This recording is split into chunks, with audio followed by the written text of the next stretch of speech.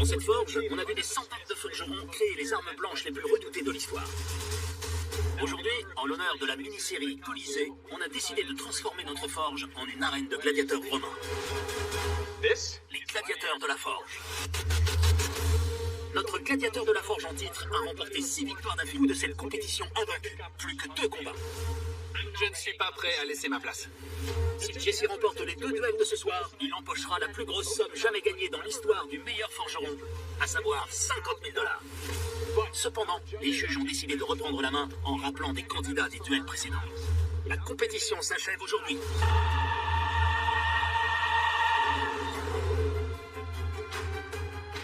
Je m'appelle Jesse Wu, j'ai 19 ans et j'étudie à l'université du Michigan. J'ai été sacré gladiateur de la forge à 6 reprises. Ce titre, c'est bien évidemment une satisfaction. Mais c'est surtout très drôle pour moi de m'imaginer comme un gladiateur aguerri qui combat depuis une éternité. En même temps, il y a une part de vrai là-dedans. C'est juste que je suis pas couvert de sang ni de cicatrices. Mais je suis tout aussi fatigué. Il fait presque partie de l'équipe maintenant. C'est clair. Je m'appelle Eric Pearl. Fois que j'ai concouru ici, Jesse m'a affronté en tant que Vitor, le forgeron viking. C'est lui qui avait gagné. Je m'étais tiré une balle dans le pied en oubliant d'affûter l'intérieur de mon épée Sika. C'est un peu plus personnel de revenir affronter le même adversaire. Son règne va bientôt s'arrêter. Messieurs, bienvenue à la forge. Ravi de vous revoir, Eric. Pareillement.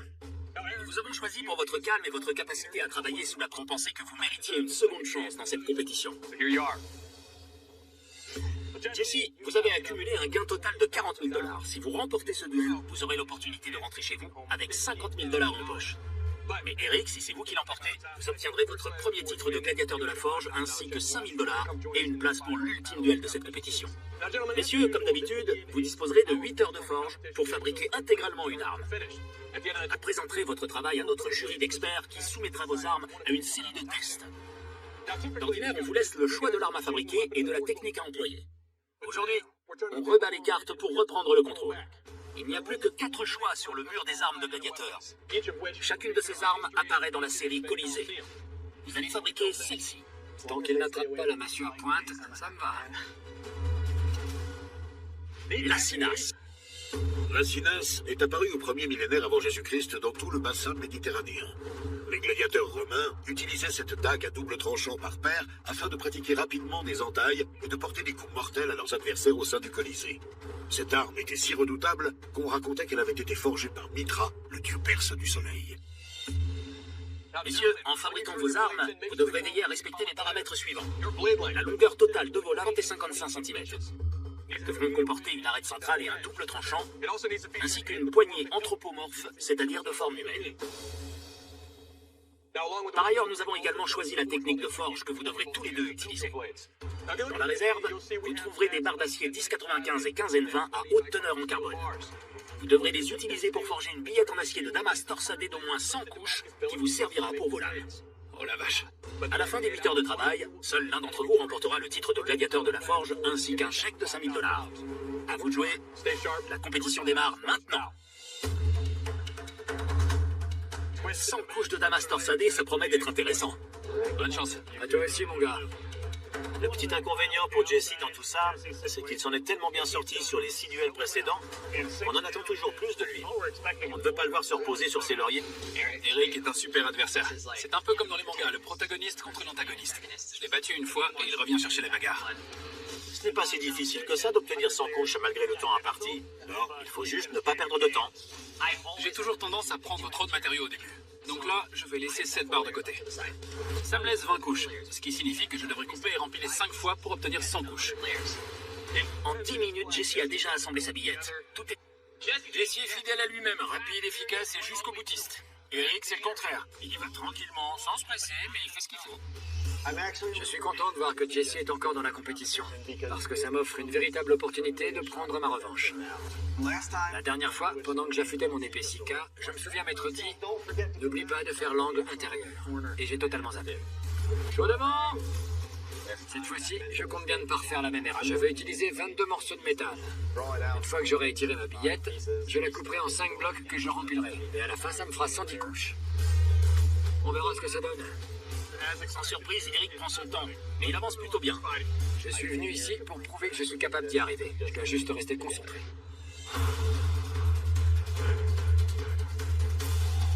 Ça y est, j'ai tiré ma billette. Allez, je dois maintenant la découvrir. Regardez Jesse, il court de la scie circulaire à la scie à onglet. Ce garçon ne perd pas une minute quand il est dans une forge. C'est nickel. J'ai maintenant mes 100 couches, mais il me reste beaucoup de boulot. Eric a étiré sa première billette. Il l'a découpée en morceaux réguliers pour qu'il s'empile comme il faut. Super. Ouais, ils en sont au même stade. C'est du bon boulot.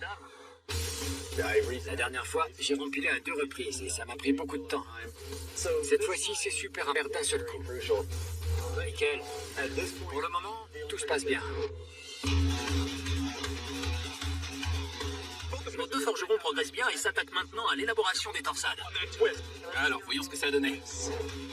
Jesse n'est pas un gars costaud. Je suis curieux de voir comment il va s'en sortir pour torsader son métal. Allez, pourvu que ça fonctionne. Le gros piège, c'est de ne pas tourner assez. On a vu ça une fois avec un candidat. Vous êtes satisfait du travail d'Alex? Le motif qui est ressorti ressemblait à une ligne droite. À l'inverse, si on tourne trop, on court le risque de dessouder la billette. C'est pas vrai. Ma billette commence à se défaire. Je dois tout recommencer. Ok, d'accord. De toute évidence, ma billette est trop grande pour que j'arrive à la torsader. Tout peut partir en vrille à ce stade. Si je n'y arrive pas, je serai renvoyé chez moi. J'ai remporté 6 titres de gladiateur de la forge. Je serais dégoûté de perdre à cause de ça. Il faut qu'il pose le pied sur le socle. Ça lui donnera plus de force pour faire le vieil. Ou il faut qu'il aille à la presse. Est-ce que c'est bon? Allez, on va dire que ça ira. Messieurs, il vous reste 4h30. Pour le moment, je suis plutôt content. J'ai fait une soudure solide sur ma billette de 110 couches. Ça fera pour la même personne. Du coup, je me motive à fond. Soit je donne tout, soit je rentre chez moi. Il m'aura pas 2 fois. Qu'est-ce que fait Eric? Je ne vois pas. S'il cherche à obtenir un motif torsadé turc, c'est à la fois impressionnant et légèrement inquiétant. Je vais couper ma billette en 2 et torsader une moitié dans un sens et l'autre moitié dans le sens inverse. Ensuite, je couperai chacun de ces morceaux en 2 pour obtenir 4 blocs que je rempilerai. On pas autant la tâche avec si peu de temps imparti. C'est audacieux, mais si ça marche, ce sera incroyable. Ouais, mais c'est très risqué. J'ai peur qu'en commençant à torsader ma billette, je vois les différentes couches se décoller les unes des autres. La moitié du temps est déjà écoulée, et si ça marche pas, il n'y a aucune chance que je parvienne à remporter ce duel. Je n'ai pas le droit à l'erreur. Génial! Tout se présente bien avec mon acier. Maintenant, il ne me reste plus qu'à couper. Il est possible que tout ça me pénalise et qu'en fin de compte, je n'arrive pas à terminer mon épée dans le temps imparti. Mais il y a aussi une chance que ça fasse la différence pour remporter cette compétition. Ce machin sera bientôt une épée. Tout se passe bien. J'ai quasiment terminé de façonner ma lame. Je suis prêt pour la trempe. C'est le moment critique. Et si la trempe se passe mal, je rentrerai chez moi et ce sera la fin. Ça y est, C'est bien. RS. La lame a l'air droite. Je ne vois pas de fissure et je n'entends pas de bruit suspect. Tout se passe bien jusqu'à présent, mais il me reste du pain sur la planche. Vous y voilà. Et des lames trempées. Trempé dans l'huile, la couleur de cette lame va super bien. Ma lame a l'air bien solide. Parfois, je me surprends moi-même. J'ai beaucoup de métal à enlever sur la lame parce que pour le moment, elle est très lourde. Je commence à stresser par rapport au du temps que je vais mettre à façonner les moutures. Messieurs, il ne vous reste plus que 2 heures avant la fin de ce duel. Maintenant que ma lame est trempée, je m'occupe des émoutures. J'ai entendu dire que la roue de contact permet d'enlever le plus rapidement la matière. Super. Mais je ne l'ai encore jamais utilisée dans la compétition. Donc j'opte pour une lame à émouture creuse. Comme ça, elle sera beaucoup plus légère qu'avec des émoutures plates. En plus, l'épée qui sert de modèle a carrément des émoutures creuses. Des émoutures creuses, c'est que ça fait ressortir les motifs. Le rendu est assez canon. Ma lame s'est énormément allégée et je veux m'assurer de laisser un peu de poids au niveau de la soie pour essayer de trouver un équilibre au niveau du manche. Ça va être tendu au niveau du timing, je dois encore fixer le manche sur la lame. Du coup, j'utilise du cuivre pour fabriquer ma garde et mon pommeau, afin de rééquilibrer le poids. Les éléments du manche ont l'air très bien faits. Je trouve quand même que... Chercher à équilibrer une épée lourde avec encore plus de poids ne règle pas le problème. J'ai terminé la plupart des éléments de mon manche. Maintenant, il ne reste plus qu'à les coller. C'est un petit bonhomme. Messieurs, il ne vous reste plus qu'1 heure. Je dois maintenant fabriquer un manche anthropomorphe. L'idée du manche anthropomorphe, c'est d'évoquer une forme humaine, pas de reproduire une silhouette exacte. Je choisis de l'acier doux, ce sera beaucoup plus léger que du cuivre. J'arrive à façonner les éléments de manière propre et aussi symétrique que possible. Attends, c'est dans quel sens déjà? Puis je décide de sculpter un visage de part et d'autre de mon pommeau. Je sais que c'est pas nécessaire, mais ça m'amuse de le faire. Mon épée a l'air redoutable et terriblement tranchante. La ligne des émoutures est vraiment parfaite et la poignée ressemble à un bonhomme. J'adore. Messieurs, il ne vous reste plus que... Je consacre le temps qu'il me reste à affûter correctement ma lame. Je suis prêt à tout pour que cette lame tranche comme il faut. C'est mieux que la dernière fois. Et c'est bien de voir Eric consacrer les dernières minutes au tranchant de son épée. Parce que c'est ce qu'il a fait perdre contre Jesse. C'est très bien débrouillé. Je ne pouvais pas espérer mieux comme résultat. 5, 4, 3, 2, 1. Messieurs, posez vos outils. Ce duel est terminé. Pas envie de perdre 2 fois contre Jesse. Je veux être celui qui l'élimine et qui met un terme à son règne. Je pense y arriver avec cette épée. Messieurs, bienvenue au test de résistance. Aujourd'hui, nous allons le pratiquer sur ce trône romain. Comme vous n'avez pas eu le choix de l'arme et de la technique à employer, vous allez décider lequel de vous passe en premier. Quoi? Moi. La dernière fois, Jesse était passé en premier pour le test. Ça me semblait juste d'être à mon tour le premier à passer. Alors je me suis manifesté. J'ai peur que ce trône en pierre endommage ma lame. Il y a de fortes chances que je me retrouve une nouvelle fois avec une partie du tranchant émoussé. Je n'ai vraiment pas envie de perdre à cause de ça une deuxième fois.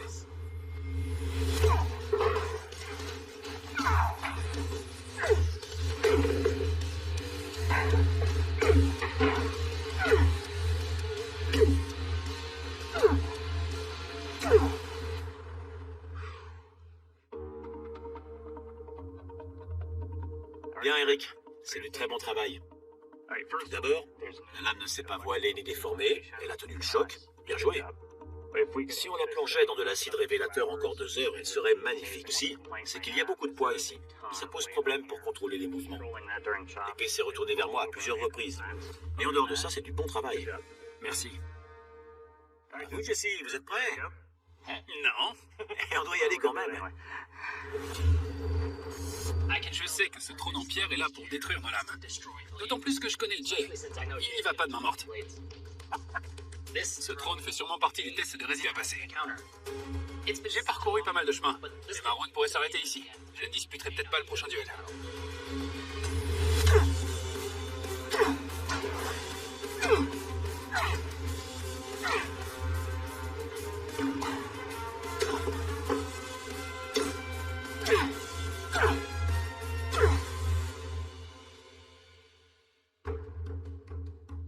Travail. La lame est élégante et légère. Elle a bien résisté face à ce trône. Le tranchant est en bon état. Tout est encore droit et intact. Bien joué. Merci. Gladiateur de la forge, place maintenant au test le tranchant. Je vais me servir de vos épées pour essayer de sectionner ces cordes. Eric, vous êtes prêts? Allons-y. C'est parti.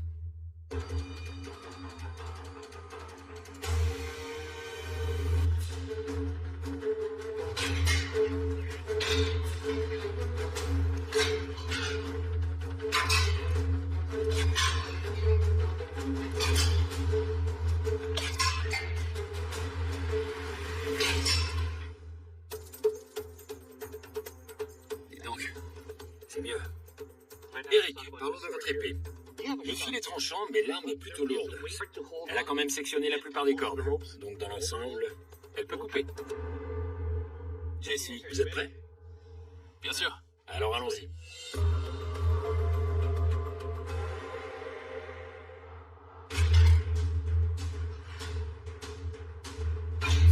Mince.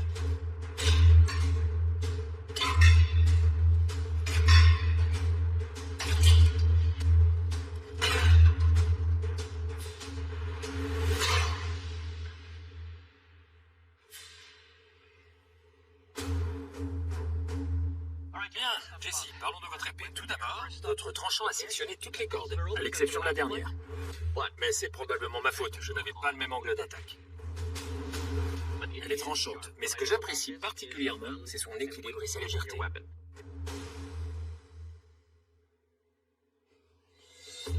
Messieurs, vos épées se sont avérées extrêmement performantes lors des tests, ce qui complique le choix des juges.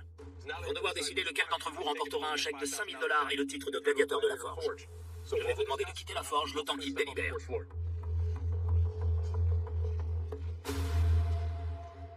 Comme d'habitude, seul l'un des deux doit gagner la compétition. Jay, qu'as-tu pensé de ces épées? Partagé parce que ce sont deux épées magnifiques. J'ai juste un petit souci avec celle d'Eric. Même si elle ressemble plus à notre modèle, il y a énormément de cuivre sur le manche, ce qui le rend très lourd, et ça crée un déséquilibre. J'ai senti le manche tourner dans ma main à plusieurs reprises pendant le test, et je n'ai pas eu ce problème avec l'épée de Jesse. Pendant mon test, j'ai senti qu'elles étaient toutes les deux très tranchantes. La seule différence, c'est la prise en main quand on saisit l'épée de Jesse, car elle est beaucoup moins lourde que celle d'Eric. Ok, il faut prendre une décision. Doug, c'est bon. Jay, ouais, faisons-les revenir.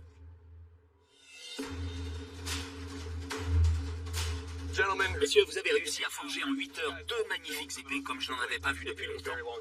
Et seul l'un d'entre vous repartira avec le titre de gladiateur de la forge et un chèque de 5 000 $. Jésus, si vous l'emportez, vous compterez 7 victoires à votre actif et un gain total de 45 000 $. Eric, si vous gagnez, vous obtiendrez votre revanche en décrochant votre premier titre de gladiateur de 5 000 $. Vous accéderez en plus à la finale de cette série de duels. Les juges ont pris leur décision. Messieurs, le gladiateur de la forge est...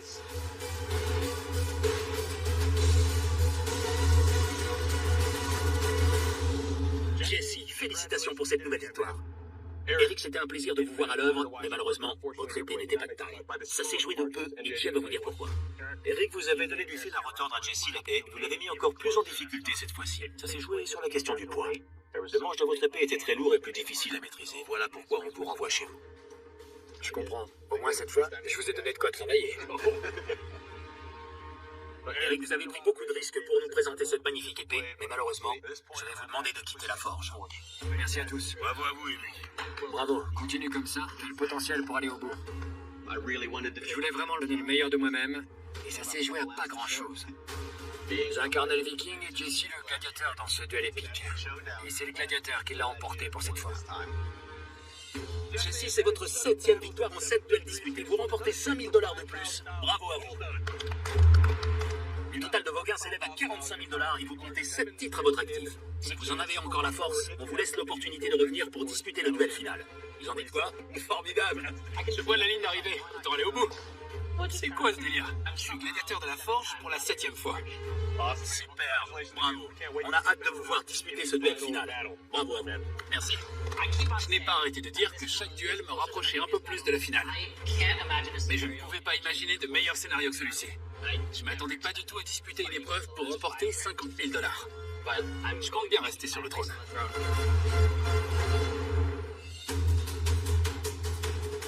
Jesse, au cours des 7 derniers duels, vous avez affronté avec brio des concurrents redoutables. Si vous gagnez encore aujourd'hui, vous remporterez la plus grande somme jamais mise en jeu dans l'histoire du meilleur forgeron, 50 000 $. On ne va pas vous faciliter la tâche. Mince alors. On a décidé de faire revenir un forgeron que vous avez déjà affronté, et c'est un candidat qui compte déjà 2 titres de gladiateur de la forge. Jesse, si vous voulez gagner aujourd'hui, vous devrez battre cet homme. Kurt. Je m'appelle Kurt. J'ai remporté 2 fois le titre de gladiateur de la forge. J'ai perdu face à Jesse car j'ai pas eu suffisamment de temps pour terminer la finition sur le manche de mon arme. Kurt, ça s'est joué sur le manche. Le vôtre est moins abouti que celui de votre adversaire. J'ai une 2e chance pour essayer de battre Jesse. Il va découvrir ce que c'est que de perdre. Kurt, bienvenue à la forge. Heureux de vous revoir. La dernière fois que vous avez participé à cette compétition spéciale, vous avez remporté 2 victoires. Vos gains s'élèvent donc à 10 000 $. Et si vous gagnez aujourd'hui, vous repartirez avec la somme de 15 000 $. C'est le tout dernier duel que je dispute ici. J'ai bien conscience qu'on ne va pas me laisser gagner si facilement. Pour ce duel, vous disposerez de 8 heures de forge afin de reproduire l'une des armes que vous voyez sur le mur des armes. Ces armes sont sur ce mur depuis le tout début de la compétition. Ce sont sans aucun doute les plus difficiles. Vous allez reproduire celle-ci. Parmi les 3 armes qu'il reste, j'espère sincèrement qu'on ne va pas tomber sur la dolobra ou la massue à pointe. La dolabra. La dolabra est une arme polyvalente utilisée par l'armée de l'Empire romain dès le 1er siècle. D'un côté, d'une pioche insérée de l'autre, cette arme de guerre était également utile aux soldats pour abattre des arbres ou débroussailler leur chemin. Dans l'enceinte du Colisée, la dolabra était l'une des armes préférées des gladiateurs pour asséner des coups mortels à leurs adversaires. Messieurs, vos deux labras devront comporter une tête de hache mesurant entre 17 et 20 cm, ainsi qu'une tête de pioche acérée de forme incurvée. Le manche devra être entouré d'une bandelette de cuir et la hauteur totale de l'arme devra être comprise entre 75 et 80. En ce qui concerne la technique de forge, nous vous laissons carte blanche. Vous trouverez toutes sortes de métaux dans la réserve. À vous de choisir ce qui vous convient. C'est surprenant, mais ça me va très bien. Je vais pouvoir faire quelque chose de plus compliqué que Kurt, ce qui me permettra de marquer des points auprès des juges. Messieurs, nous y sommes. C'est le duel final dans cette compétition des gladiateurs de la forge. Bonne chance, la compétition démarre maintenant. Quoi de mieux pour terminer cette beauté?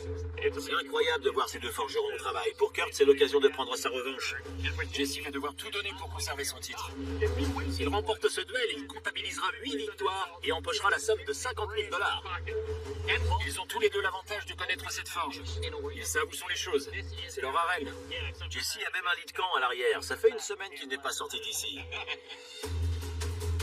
Que je gagne ou que je perde, c'est mon dernier duel sur le grand jeu.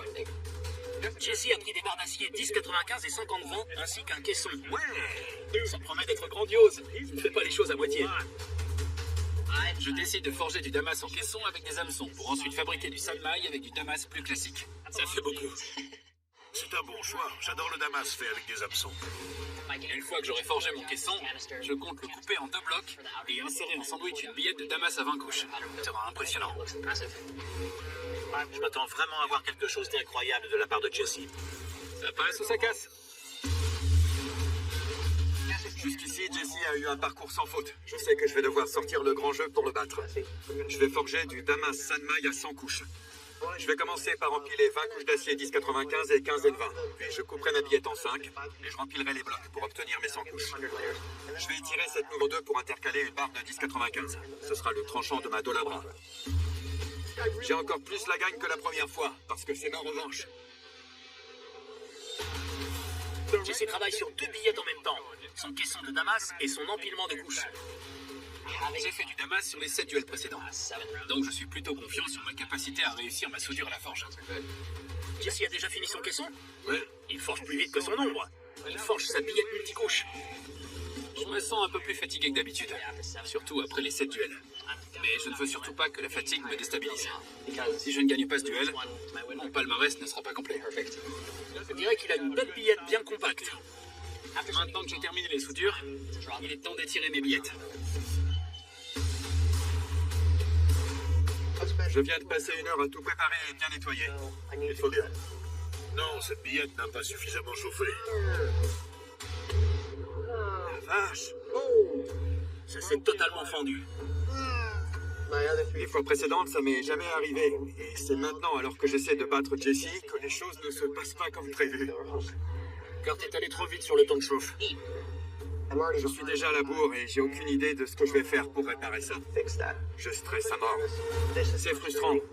Je pourrais mettre du flux pour essayer de faire prendre ma soudure, mais si ça marche pas, je devrais recommencer à zéro avec de l'acier monocouche. Et je sais que ce sera pas suffisant pour battre Jesse. Du coup, je décide de recommencer tout de suite. C'est plus sage. Bonne idée, il a le temps. Je soude. Cette fois-ci, je pars sur 16 couches. Ça réduit les chances de louper la soudure par 4. Si je découpe 4 blocs, j'obtiendrai 64 couches. Et je pourrai intercaler l'acier 10,95 pour rattraper mon retard tant que je ne commets pas d'autres erreurs. Messieurs, 2 heures se sont écoulées. Il ne vous reste que 6 heures. J'ai étiré mes billettes à la longueur qui me convient. Je peux passer au sanmaï.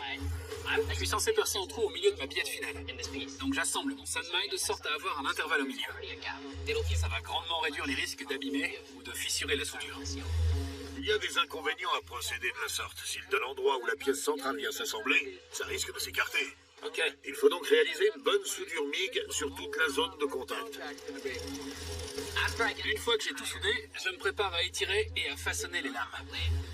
Jesse a sa billette finale alors que Kurt doit encore terminer le travail sur la sienne. La soudure à la forge a pris. Quand j'aurai la longueur suffisante, je découperai 4 blocs à rempiler pour obtenir ma billette de 64 couches. Chaud devant! Très bien de laisser chauffer ça jusqu'à ce que ce soit brûlant. Ouais. Si ma soudure ne prend pas, je serai vraiment à la traîne. On voit la différence de couleur par rapport à sa première soudure tout à l'heure. C'est parfait. Super. Maintenant que je suis rassuré sur la solidité de ma soudure, je peux commencer à forger le sanmaï. Je vois bien que Jesse a une longueur d'avance, mais je crois que je le rattrape petit à petit. Messieurs, nous arrivons à la moitié du temps imparti. Il vous reste... Jesse se débrouille bien. Il a percé son trou et il a énormément de métal pour forger. Une tête de pioche est moins massive qu'une tête de hache. Donc je vais répartir la matière de part et d'autre de l'œil pour avoir plus de métal d'un côté que de l'autre. D'accord? Après avoir façonné la tête de la hache, je passerai à la pioche. C'est un des rares modèles où la pointe de la pioche descend plus bas que le tranchant de la hache. C'est vraiment important que Jesse étire suffisamment son métal pour obtenir le métal. La tête de pioche n'a pas une forme traditionnelle. Elle est légèrement recourbée. Donc je travaille à l'enclume avec mon bon vieux marteau. La lame de Jesse déchire. Mais son adversaire galère à fabriquer l'œil. C'est une arme à lame plutôt fine. Autant dire qu'il n'y a pas vraiment de place à l'erreur. Il ne faut pas que les parois de l'œil soient trop fines. Autrement, ça peut devenir un point de faiblesse. Bon sang, non! Un problème de joint tordu ou quelque chose du genre. Je remarque que la soudure autour de l'œil commence à se fendre sur quelques millimètres. J'ai fait des contours trop fins et il y a une fissure qui est en train d'apparaître.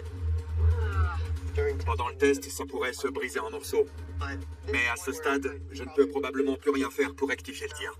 Pourvu que ça tienne. Maintenant que ma lame est façonnée, place à la trempe. Jesse vient de faire la trempe de sa tête de hache. Il nous manque la tête de pioche. Boum, Jesse a une lame entièrement trempée. C'est nickel, la lame est un peu lourde. Je vais pouvoir passer du temps à la meuleuse pour être sûr de l'alléger au maximum. Je dois admettre que je me faisais un peu de soucis pour Kurt, mais il rattrape son retard.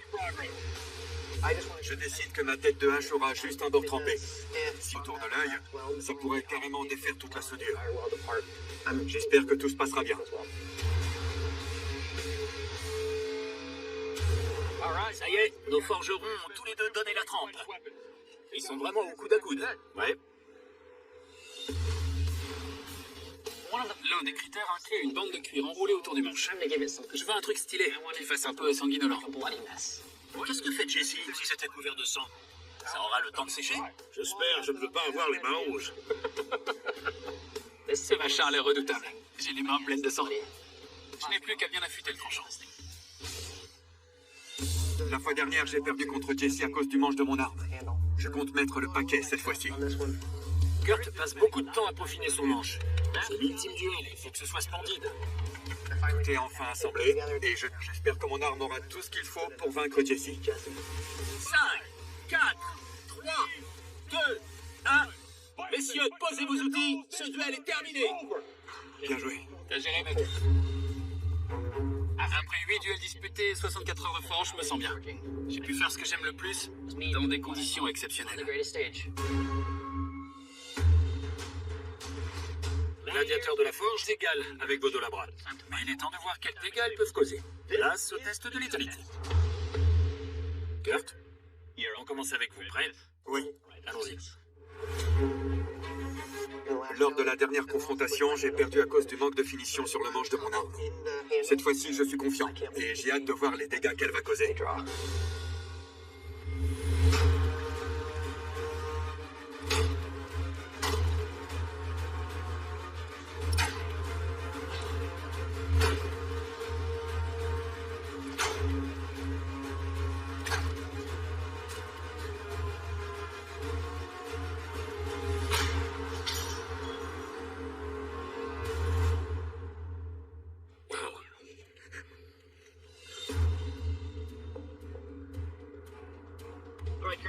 parlons de votre dos labras. Avant toute chose, elle est extrêmement tranchante. Ce mannequin va avoir mal au crâne encore longtemps. C'est très facile de l'utiliser sur ce mannequin balistique. À chaque coup porté avec la pioche, la lame s'enfonce sans problème. Grâce à l'équilibre que vous avez su trouver, on peut pratiquer de larges entailles. Toutefois, pendant le test, un bout de métal est tombé. Une des couches de votre lame ne s'est pas soudée correctement ici. Malgré tout, le métal dessous reste solide et cela n'empêche pas la suite des tests. Donc dans l'ensemble, votre dos labras peut tuer. Merci, Doug. Jesse, vous êtes prêt? C'est parti. C'est le premier mannequin balistique sur lequel je tombe dans cette compétition. J'espère que mon arme ne subira pas de défaillance structurelle, parce que c'est mon dernier duel et ma dernière chance de montrer ce que je vaux. J'ai travaillé tellement dur pour en arriver là. J'espère que les risques que j'ai pris vont payer.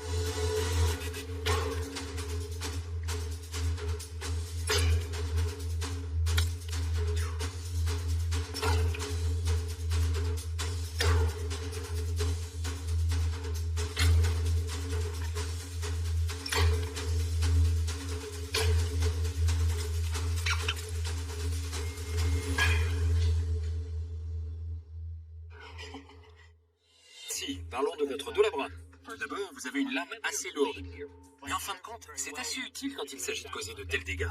Votre arme s'enfonce facilement en profondeur dans le mannequin balistique. Dans l'ensemble, votre dos à bras peut tuer. Merci. Messieurs, passons sans plus attendre au test de résistance sur ces armures et boucliers romains. Kurt, on commence avec vous. Frappez fort. J'y compte bien.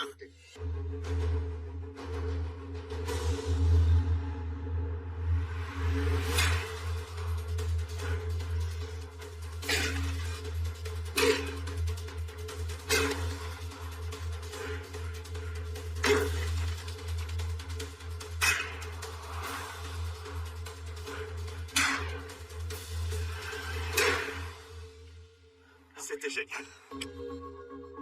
Kurt, vous avez fabriqué une très belle arme. La bande de cuir et les sculptures sur le manche facilitent la prise en main et la maniabilité. Ce qui m'embête, c'est cette délamination. Elle est assez importante. Ça n'a eu aucune incidence sur le déroulement du test, mais j'ai peur que le problème empire, comme on dit à Rome. Jesse, à votre tour. Vous êtes prêts? Oui. Il y a toujours une chance que l'arme se casse. Ce test est le 10e titre de gladiateur de la forge. Il faut que ça marche.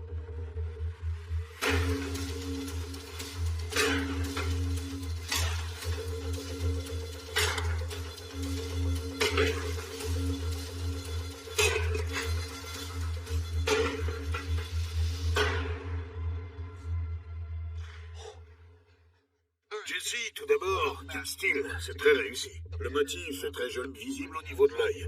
Le fil est toujours tranchant. Tout est droit et solide. Dans l'ensemble, elle a très bien résisté. Beau travail. Merci. C'est amusé. Jesse, Kurt, on n'aurait pas pu imaginer de meilleur duel final. Mais seul l'un d'entre vous peut remporter le titre ultime et le dernier chèque de 5 000 $. Pour vous, Kurt, ça signifierait 3 victoires et un gain de 15 000 $. Quant à vous, Jesse, vous repartiriez avec 50 000 $ et 8 victoires impressionnées avec votre travail, et les juges ont pris leur décision. Le gladiateur de la forge est...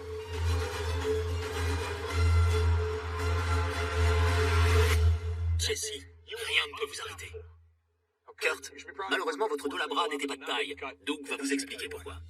Kurt, une fois de plus, vous nous avez impressionnés. Vous nous avez présenté une arme magnifique et redoutable. Malgré tout, il y avait un souci de fabrication. Une couche de votre damas s'est déportée pas aujourd'hui. Je comprends.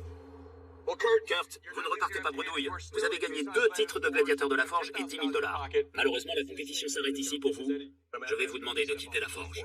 Merci à tous. Merci, Kurt. Félicitations, Jesse. Tu le mérites. Merci. Jesse décroche un nouveau titre. Et il n'y a rien à dire. Une fois de plus, il a fabriqué une arme incroyable. Kurt, bravo à vous. Merci. Soyez fiers.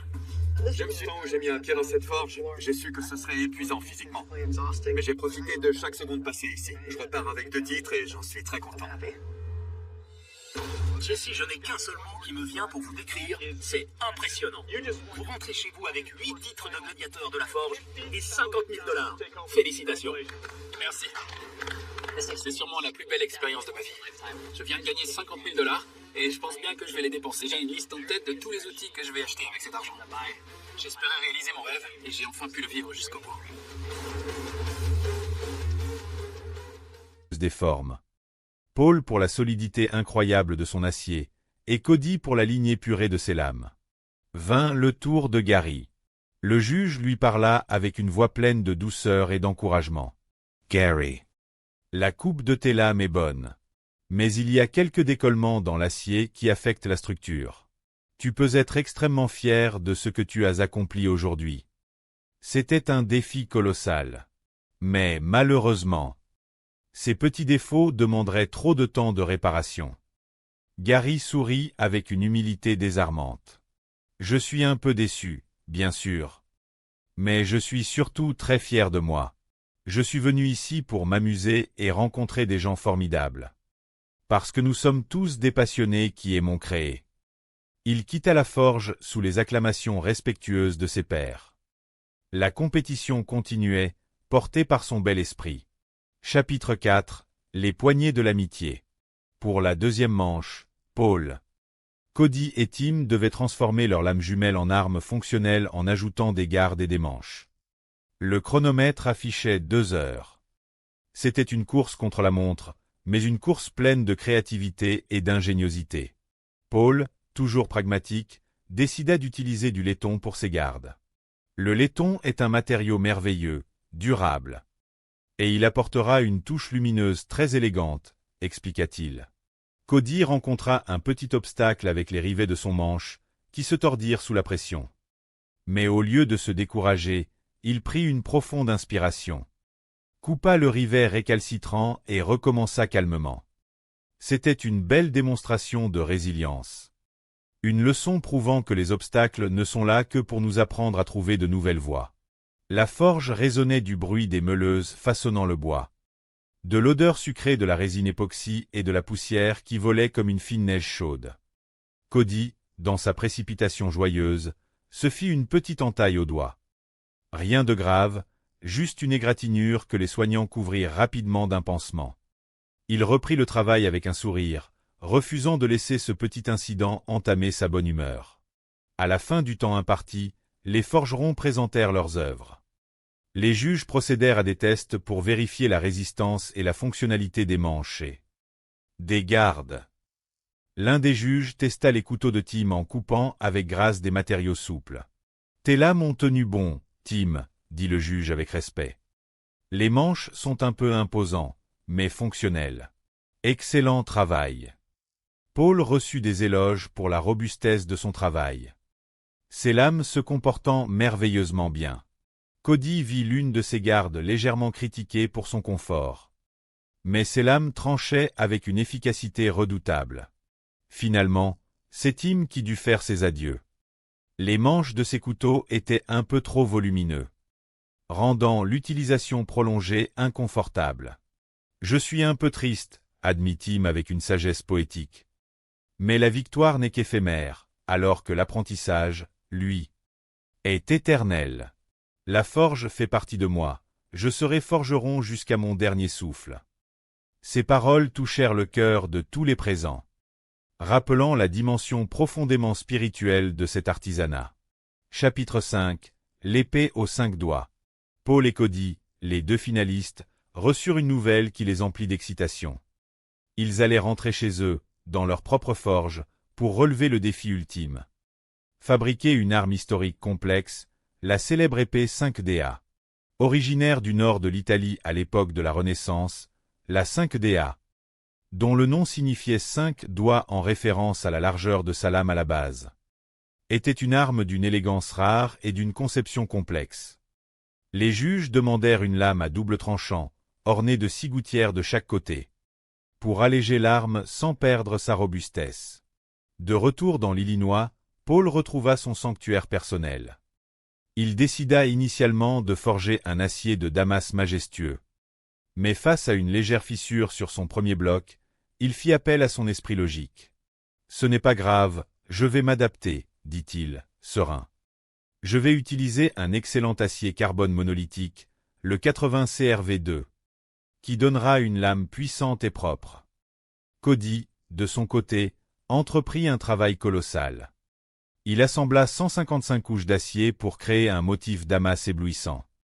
Les jours passèrent, rythmés par le chant du marteau et la lueur orange des brasiers. Chaque forgeron mit un morceau de son âme dans son œuvre.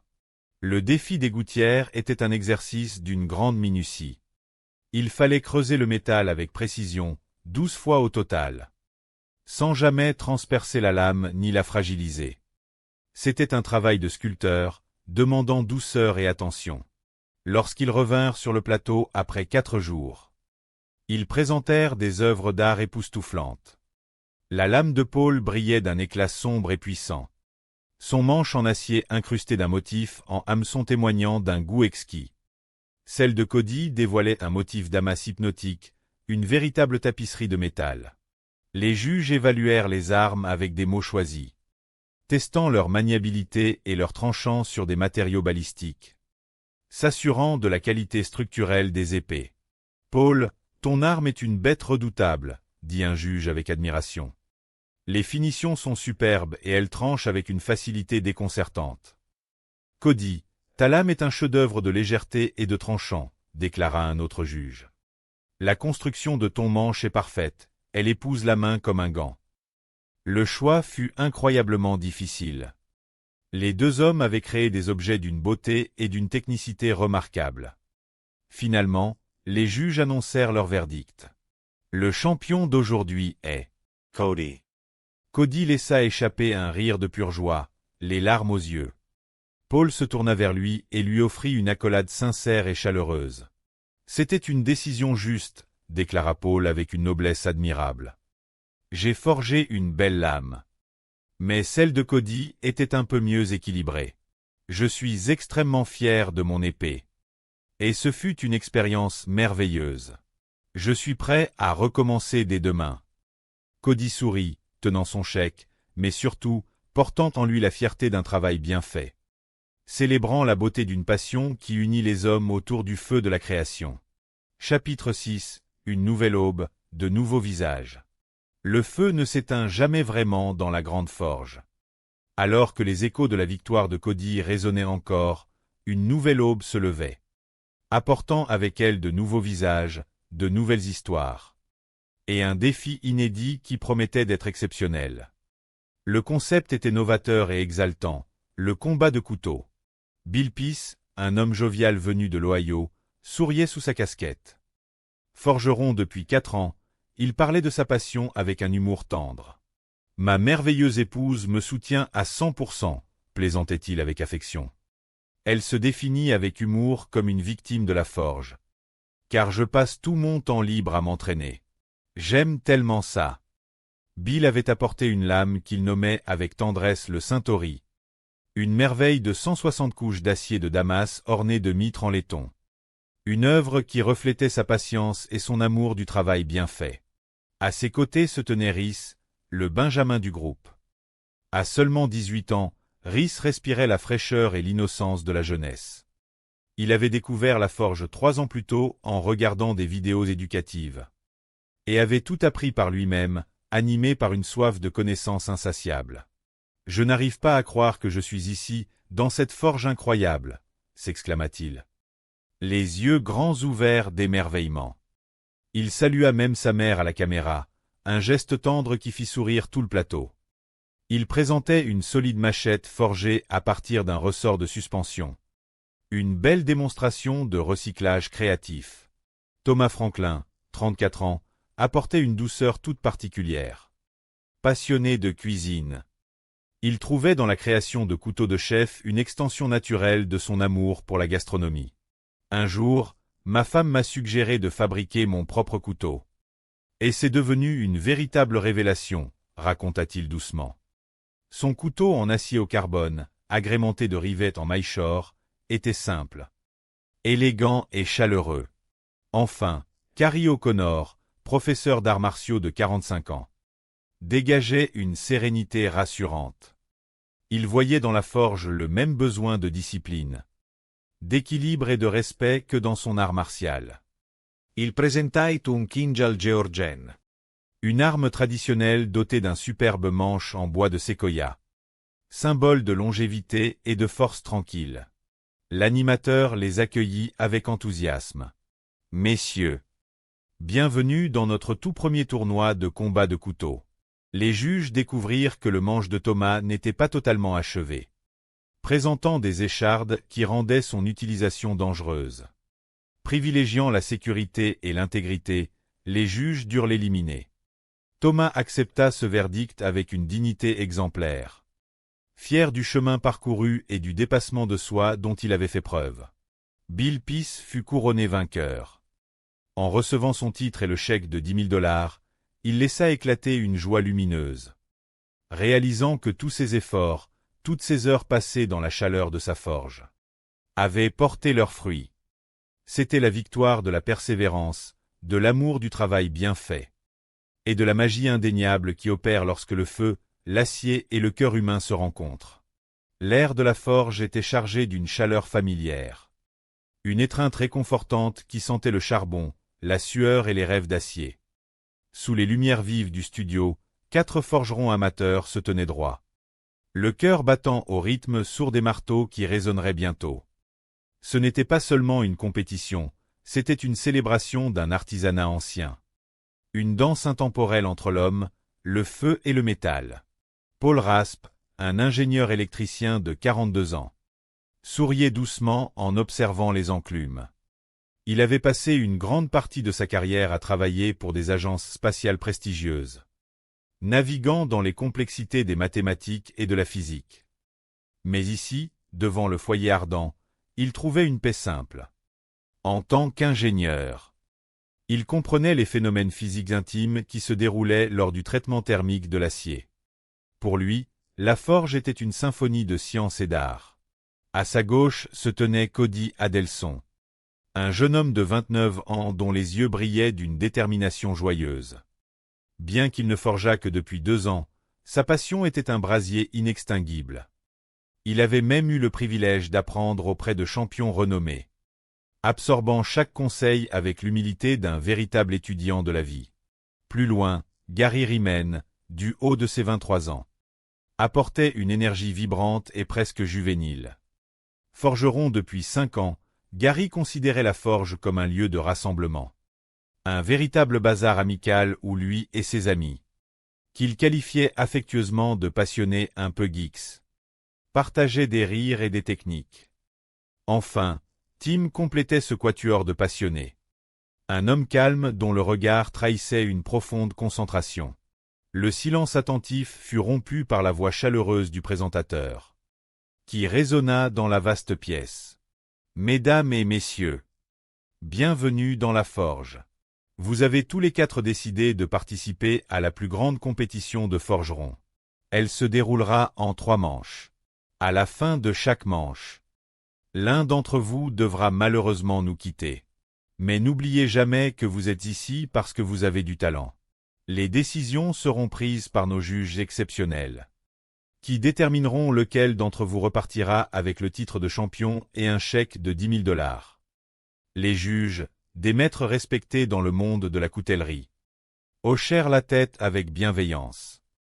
L'atmosphère n'était pas à la rivalité toxique, mais plutôt à l'encouragement mutuel.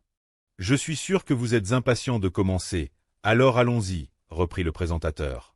« Forgeron, vos enclumes sont recouvertes d'un tissu. Allez-y, retirez-le. » D'un mouvement synchronisé, les 4 hommes soulevèrent les toiles. En dessous, ils découvrirent 2 petites boîtes en métal et 2 morceaux d'acier provenant de sacs de frappe. « Ce que vous avez devant vous, » expliquèrent les juges, « va vous servir à réaliser non pas un, mais 2 couteaux identiques en acier de Damas encapsulé. Vos lames devront mesurer entre 18 et 23 cm de long. Vous avez 3 heures.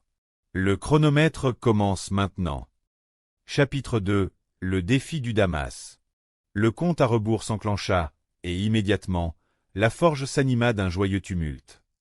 Fabriquer 2 lames en 3 heures relevait de l'exploit, surtout en utilisant la technique complexe de la boîte. Cette méthode consistait à remplir un récipient métallique de poudre d'acier et de morceaux solides, puis à chauffer et presser le tout pour créer un bloc homogène. C'était un exercice de patience et de précision, une leçon d'humilité face aux caprices du métal. Paul, fidèle à son esprit analytique, élabora une stratégie claire. « Je vais mettre toutes les pièces solides dans une boîte et la poudre dans l'autre, » expliqua-t-il avec un sourire confiant. « Ainsi, si tout est dans un seul récipient, le mélange sera plus homogène que si j'essaie de les assortir parfaitement. » Cody, quant à lui, prenait un soin méticuleux à nettoyer l'intérieur de ces morceaux d'acier avec un solvant. « Il faut tout nettoyer, » murmura-t-il pour lui-même, conscient qu'une simple impureté pouvait empêcher les couches d'acier de fusionner. C'était une belle leçon de rigueur. La préparation est souvent la clé du succès, dans la forge comme dans la vie. Gary, porté par son enthousiasme débordant, décida de sauter l'étape du nettoyage pour gagner du temps. Il commença directement à souder ses boîtes. C'était un pari audacieux, un de ces moments où la jeunesse pousse à tenter l'impossible. « Je suis confiant, ça va marcher », s'exclama-t-il, les yeux brillants. Les boîtes furent placées dans les fours rugissants.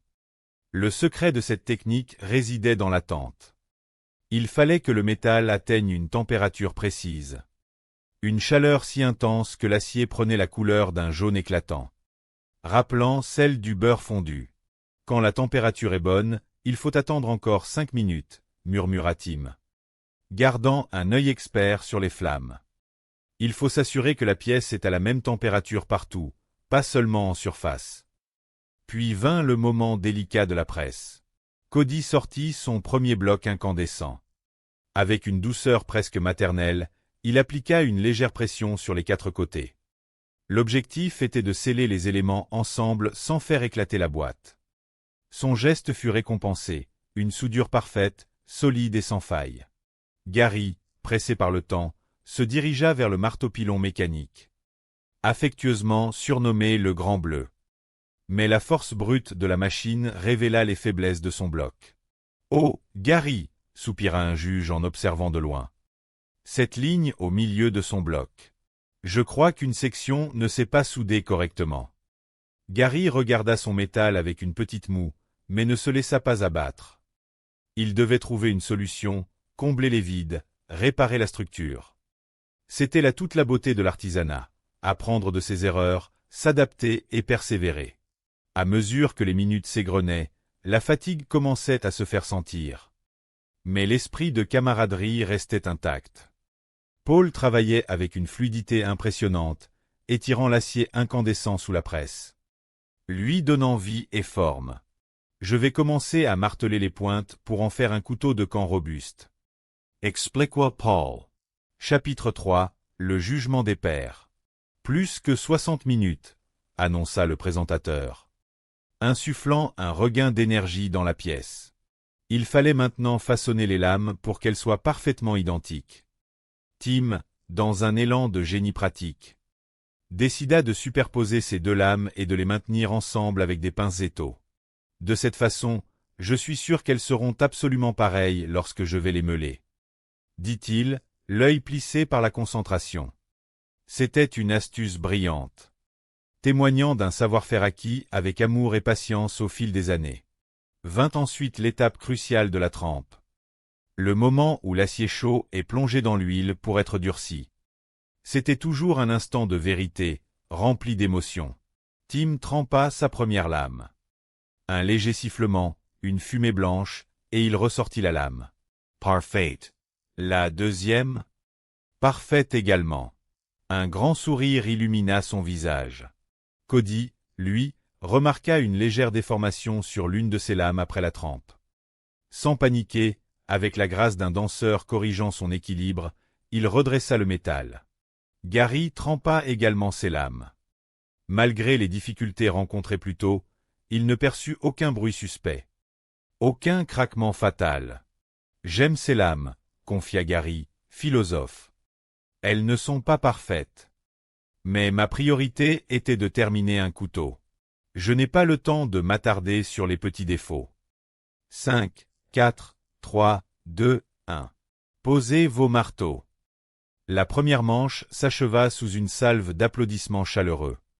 Les 4 forgerons se félicitèrent, essuyant la sueur de leur front, fiers de ce qu'ils avaient accompli en si peu de temps. Les juges prirent le temps d'examiner chaque paire de couteaux avec un respect évident pour le travail fourni. Ils félicitèrent Tim pour sa correction astucieuse. La propreté était le secret d'une soudure parfaite. Il répartit délicatement les matériaux, cherchant une harmonie visuelle pour que les motifs de ces 2 lames se répondent comme des âmes sœurs. Pendant ce temps, Gary, porté par sa fougue de jeunesse, prenait le risque de souder sans nettoyer minutieusement. Il avait confiance en sa bonne étoile. Paul, de son côté, organisait son espace avec une rigueur mathématique.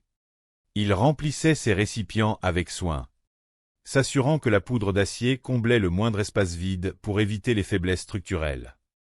Il savait que le secret d'une bonne soudure résidait dans une température précise, celle qui donne à l'acier la couleur chaude et réconfortante du beurre fondu. L'heure de la presse arriva.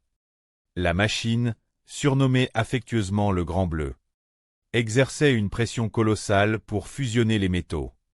Paul opéra avec une grâce étonnante, étirant l'acier avec la fluidité d'un artiste peignant sur une toile. Il façonnait des pointes robustes, idéales pour un usage polyvalent, tout en veillant à ce que ces 2 créations restent des jumelles parfaites. Cependant, la forge est aussi une école d'humilité. Gary rencontra une difficulté. En observant son bloc d'acier, il remarqua une fine ligne. Signe que la soudure n'avait pas complètement pris. Une légère séparation des couches menaçait la solidité de son œuvre. Loin de se décourager, il garda le sourire et chercha immédiatement une solution pour combler les vides. Refusant de laisser la panique ternir sa joie de participer. Tim, un autre forgeron talentueux au cœur d'or, travaillait avec une méthode admirable. Il attachait ses deux lames ensemble avec des pinces pour les meuler simultanément, s'assurant ainsi de leur symétrie absolue. Le traitement thermique, la trempe, était l'étape la plus délicate. C'était le moment où l'acier, plongé dans l'huile, Poussait un soupir de souligmente en s'endurcissant. La lame de Tim sortit parfaite, tout comme la seconde. Il laissait transparaître une confiance sereine, celle d'un homme qui connaît et aime son métier. Le temps s'écoula à une vitesse folle. Le compte à rebours final retentit, marquant la fin de cette première manche éprouvante mais exaltante. Les juges examinèrent les œuvres avec bienveillance. Tim reçut des éloges pour l'épaisseur et la forme de ses lames. Paul fut félicité pour la solidité de son acier et la beauté de ses émoutures. Cody, quant à lui, présenta des lames presque parfaites, douces et droites. Hélas, le parcours de Gary s'arrêta là. Les juges, avec beaucoup de tact, lui expliquèrent que les délaminations de son acier fragilisaient ses lames. Loin d'être abattu, Gary exprima sa gratitude. Il repartait le cœur léger, fier de ses efforts et heureux d'avoir partagé ce moment avec d'autres passionnés. La deuxième manche débuta avec une nouvelle exigence. Concevoir des gardes et des manches pour ses lames jumelles en seulement 2 heures. Cody se lança dans la fabrication de gardes en laiton et en acier inoxydable. Il perça, lima et ajusta avec une patience infinie. Paul rencontra un léger contretemps, sa garde ne tenait pas comme il espérait. Il prit alors la décision audacieuse de la souder. Conscient que cela pourrait altérer le traitement thermique, mais déterminé à avancer. La création des manches fut une véritable aventure humaine. Entre les rivets qui se tordaient et la colle époxy capricieuse, les artisans durent faire preuve d'une formidable ingéniosité. Cody surmonta une blessure superficielle au doigt avec l'aide rapide et rassurante du médecin de l'équipe, et reprit le travail avec un courage admirable. Lors des tests éducatifs de solidité et de tranchant, les lames furent soumises à des épreuves rigoureuses sur des tubes métalliques et des cibles synthétiques. Les créations de Paul et de Cody brillèrent par leur résilience. Malheureusement, les manches fabriquées par Tim s'avérèrent trop volumineux et inconfortables, ce qui entraîna son élimination. Tim accepta cette décision avec une philosophie admirable, déclarant que la forge ferait toujours partie de sa vie et qu'il chérissait chaque instant passé à apprendre. La finale opposa donc Paul et Cody, 2 amis unis par un immense respect mutuel. Leur ultime défi était majestueux, reproduire une arme historique fascinante, la 5DA. Cette épée de la Renaissance italienne, dont le nom signifie 5 doigts en référence à la largeur de sa lame, était un chef-d'œuvre de géométrie avec ses multiples gouttières destinées à l'alléger. De retour dans leur forge personnelle pour 4 jours d'intense création, les 2 hommes donnèrent le meilleur d'eux-mêmes. Cody choisit de forger un acier de Damas complexe, superposant 155 couches de métaux différents, ajoutant des détails en laiton et des roulements à billes pour le manche. Paul opta pour une approche robuste avec un acier monobloc de haute qualité, agrémenté d'une garde en damas ornée d'hameçons, un clin d'œil poétique à sa créativité. Le processus fut jalonné de défis passionnants. Paul dut trouver une astuce ingénieuse pour faire entrer sa longue lame dans un four de trempe trop petit, utilisant de la fibre de verre pour retenir la chaleur. Cody, de son côté, sculpta les 12 gouttières avec une précision chirurgicale. Un exercice qui exigeait autant de force que de délicatesse. De retour face au juge, l'émotion était palpable. Les tests de performance, réalisés sur des matériaux simulant des textures réelles pour démontrer l'ingénierie des lames sans promouvoir la violence, furent un triomphe. L'épée de Cody trancha avec une facilité déconcertante. Sa légèreté et son ergonomie étaient parfaites. Celle de Paul, bien que magnifiquement réalisée, s'avéra un peu trop lourde pour être maniée avec aisance. Cody fut déclaré grand vainqueur. Les deux hommes s'étreignirent chaleureusement. Paul exprima une joie sincère pour son ami.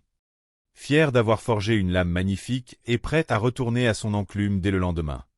Cody, rayonnant, célébra cette victoire comme la cerise sur le gâteau d'une aventure humaine inoubliable. Mais l'univers de la forge est vaste et les histoires s'y croisent. Dans une autre compétition tout aussi inspirante, 4 nouveaux talents firent leur entrée. Bill Peace, un homme de l'Ohio soutenu par une épouse aimante. presenta un couteu en dames de 160 cutxes. Rhys, un jeune prodige de 18 ans qui avait tout appris en autodidacte, apporta une machette robuste forgée à partir d'un ressort de suspension. Thomas Franklin, 34 ans, ancien cuisinier passionné, dévoila un élégant couteau de cuisine. Enfin, Carrie O'Connor, 45 ans et professeur d'arts martiaux, apporta une lame géorgienne traditionnelle. Leur premier défi consistait à tester immédiatement leurs armes personnelles sur d'imposants blocs de glace. Une épreuve spectaculaire destinée à prouver la résilience de leur travail. Si les lames de Bill, Thomas et Carrie passèrent le test avec brio, le manche du couteau de Rhys se révéla trop étroit, rendant la prise en main instable. Le jeune homme fut éliminé, mais il partit avec un sourire radieux, remerciant les juges pour cette opportunité incroyable et promettant de continuer à grandir dans son art. Les 3 forgerons restants furent confrontés à une épreuve de rapidité extrême. Fabriquer une dague à pousser en seulement 2 heures. Il s'agissait d'un outil compact, demandant une précision géométrique redoutable. Bill tenta de réaliser un damas, une entreprise folle en si peu de temps. Son bloc d'acier se fissura, le forçant à puiser au plus profond de sa détermination pour sauver son œuvre. En regardant ses gants, où sa famille avait inscrit des mots d'encouragement, il trouva la force de continuer. Carrie choisit de torsader son acier, une technique magnifique mais périlleuse. Tandis que Thomas travaillait avec une concentration absolue, gérant la pression grâce à son expérience des cuisines professionnelles. La course contre la montre fut effrénée. À la fin du temps imparti, les œuvres furent évaluées. Bien que la lame de Carrie possédât un motif somptueux. Son manche était beaucoup trop volumineux par rapport à la lame. Il dut quitter la compétition, mais il le fit avec une immense gratitude. Fier d'avoir réalisé son rêve de participer à cet événement fraternel. La grande finale mit aux prises Bill et Thomas. Ils disposaient de 6 heures pour perfectionner leur dague et forger un couteau de combat complexe en utilisant la méthode du sans-maillis, qui consiste à insérer un cœur d'acier dur entre 2 couches d'acier plus souple. Ce fut un véritable marathon de concentration et d'endurance. Thomas lutta avec acharnement contre le temps pour finaliser le manche de son arme, tandis que Bill rencontra des sueurs froides lorsque le pommeau de son couteau se brisa lors de l'assemblage. Faisant preuve d'un calme olympien, Bill respira profondément et trouva une solution créative pour réparer son erreur sans paniquer. Lorsque l'heure de l'évaluation finale sonna, il naviguait sans cesse entre son grand bloc de damas en préparation et sa dague à pousser. Ce balai incessant lui demandait une grande concentration. L'insertion du noyau en acier dur au centre des couches de damas requérait une véritable expertise. Une opération délicate qui nécessitait que tous les éléments fassent exactement la même longueur pour éviter les fissures lors de l'étirement du métal. À mi-parcours, les immenses lames commençaient à prendre forme. Celle de Thomas s'élargissait laborieusement. Atteindre la largeur impressionnante de 8 cm demandait une force colossale sur le pilon. Mécanique. Malgré les crampes qui tétanisaient ses doigts et la fatigue qui s'accumulait, Thomas gardait le sourire, refusant catégoriquement d'abandonner. Il repoussait ses limites physiques avec une joie inébranlable. Bill rencontra un défi de taille lors de la trempe. La lame gigantesque de son couteau de combat ressortit de l'huile avec une déformation marquée. Il tenta courageusement de la redresser à chaud, appuyant fermement mais délicatement pour ne pas briser l'acier refroidissant. La lame resta imparfaite, mais fonctionnelle. Pour lui, La quête de la perfection esthétique laissa place à l'impératif absolu de terminer l'arme. Les dernières heures furent un tourbillon frénétique consacré à l'assemblage des multiples pièces. Thomas choisit d'utiliser une matière synthétique réputée pour sa robustesse incomparable pour le manche de son grand couteau. Mais la dureté de la matière se retourna contre lui, rendant le perçage extrêmement difficile et chronophage. Ses précieuses minutes s'évaporaient dans la lutte contre ce matériau récalcitrant. Bill vécut lui aussi une belle frayeur, ayant refroidi un de ses éléments dans l'eau après une soudure. Le choc thermique fragilisa la pièce. Lorsqu'il voulut visser son pommeau, la tige filetait cassa net. Un instant de panique l'envahit, mais nourri par l'amour de sa famille. Il prit une grande inspiration, changea son fusil d'épaule et ressouda une nouvelle tige en prenant soin cette fois de la laisser refroidir naturellement à l'air libre. La sagesse avait pris le pas sur la hâte, et la réparation tint bon. Dans les dernières dizaines de minutes, Thomas courait littéralement d'une machine à l'autre, tentant désespérément de polir sa lame, de façonner son manche et d'affûter sa dague. Le compte à rebours s'égrenait, impitoyable. Lorsque l'appel final retentit, les deux hommes, haletants, épuisés mais le regard brillant de fierté, déposèrent leurs outils. Le combat s'achevait dans un respect mutuel immense. L'ultime séance de test visait à éprouver l'ergonomie et l'efficacité des créations de manière purement théorique et sécurisée. Les juges, admiratifs du travail colossal accompli en si peu de temps, examinèrent les œuvres. La dague à pousser de Bill avait été miraculeusement transformée. Le manche épousait parfaitement la forme de la main, et la lame, autrefois sans biseau, révélait désormais un tranchant très efficace. Le grand couteau de combat de Bill, bien que rustique et dépourvu de contours très doux sur le manche, accomplit les tests de coupe avec une force brute impressionnante. La lame était d'une netteté redoutable. Vint le tour de Thomas. Hélas, le destin et le manque de temps en décidèrent autrement. Si l'acier de son arme était majestueux, le manche n'avait pu être achevé. De nombreuses échardes et arêtes vives rendaient la prise en main inconfortable. La garde non finalisée risquant d'abîmer la main de l'utilisateur lors d'un choc. Les juges, avec une infinie bienveillance, expliquèrent à Thomas qu'il ne pouvait décemment pas soumettre son arme au test dynamique pour des raisons évidentes de confort et de maintien. L'évaluation s'arrêtait là. Thomas accueillit cette nouvelle avec une belle philosophie. Il savait que quelques minutes supplémentaires auraient changé la donne. Il déclara être extrêmement fier de son parcours, heureux d'avoir forgé un acier magnifique, et repartit avec les honneurs d'un artisan vaillant. Bill fut proclamé grand vainqueur de ce combat mémorable. Submergé par l'émotion, il n'arrivait pas à croire que ce rêve lointain était devenu réalité. Recevant le titre de champion et le généreux chèque, il dédia sa victoire à sa famille, prouvant que derrière chaque coup de marteau sur l'enclume, il y a toujours une histoire d'amour, de persévérance et de passion incandescente. Ce soir-là, la grande forge s'éteignit doucement, gardant en mémoire l'écho des marteaux et la chaleur des cœurs de ces merveilleux artisans. Les flammes finiraient par se reposer, mais le feu de la passion, lui, ne s'éteindrait jamais. L'art de la forge transcende le simple fait de battre le fer.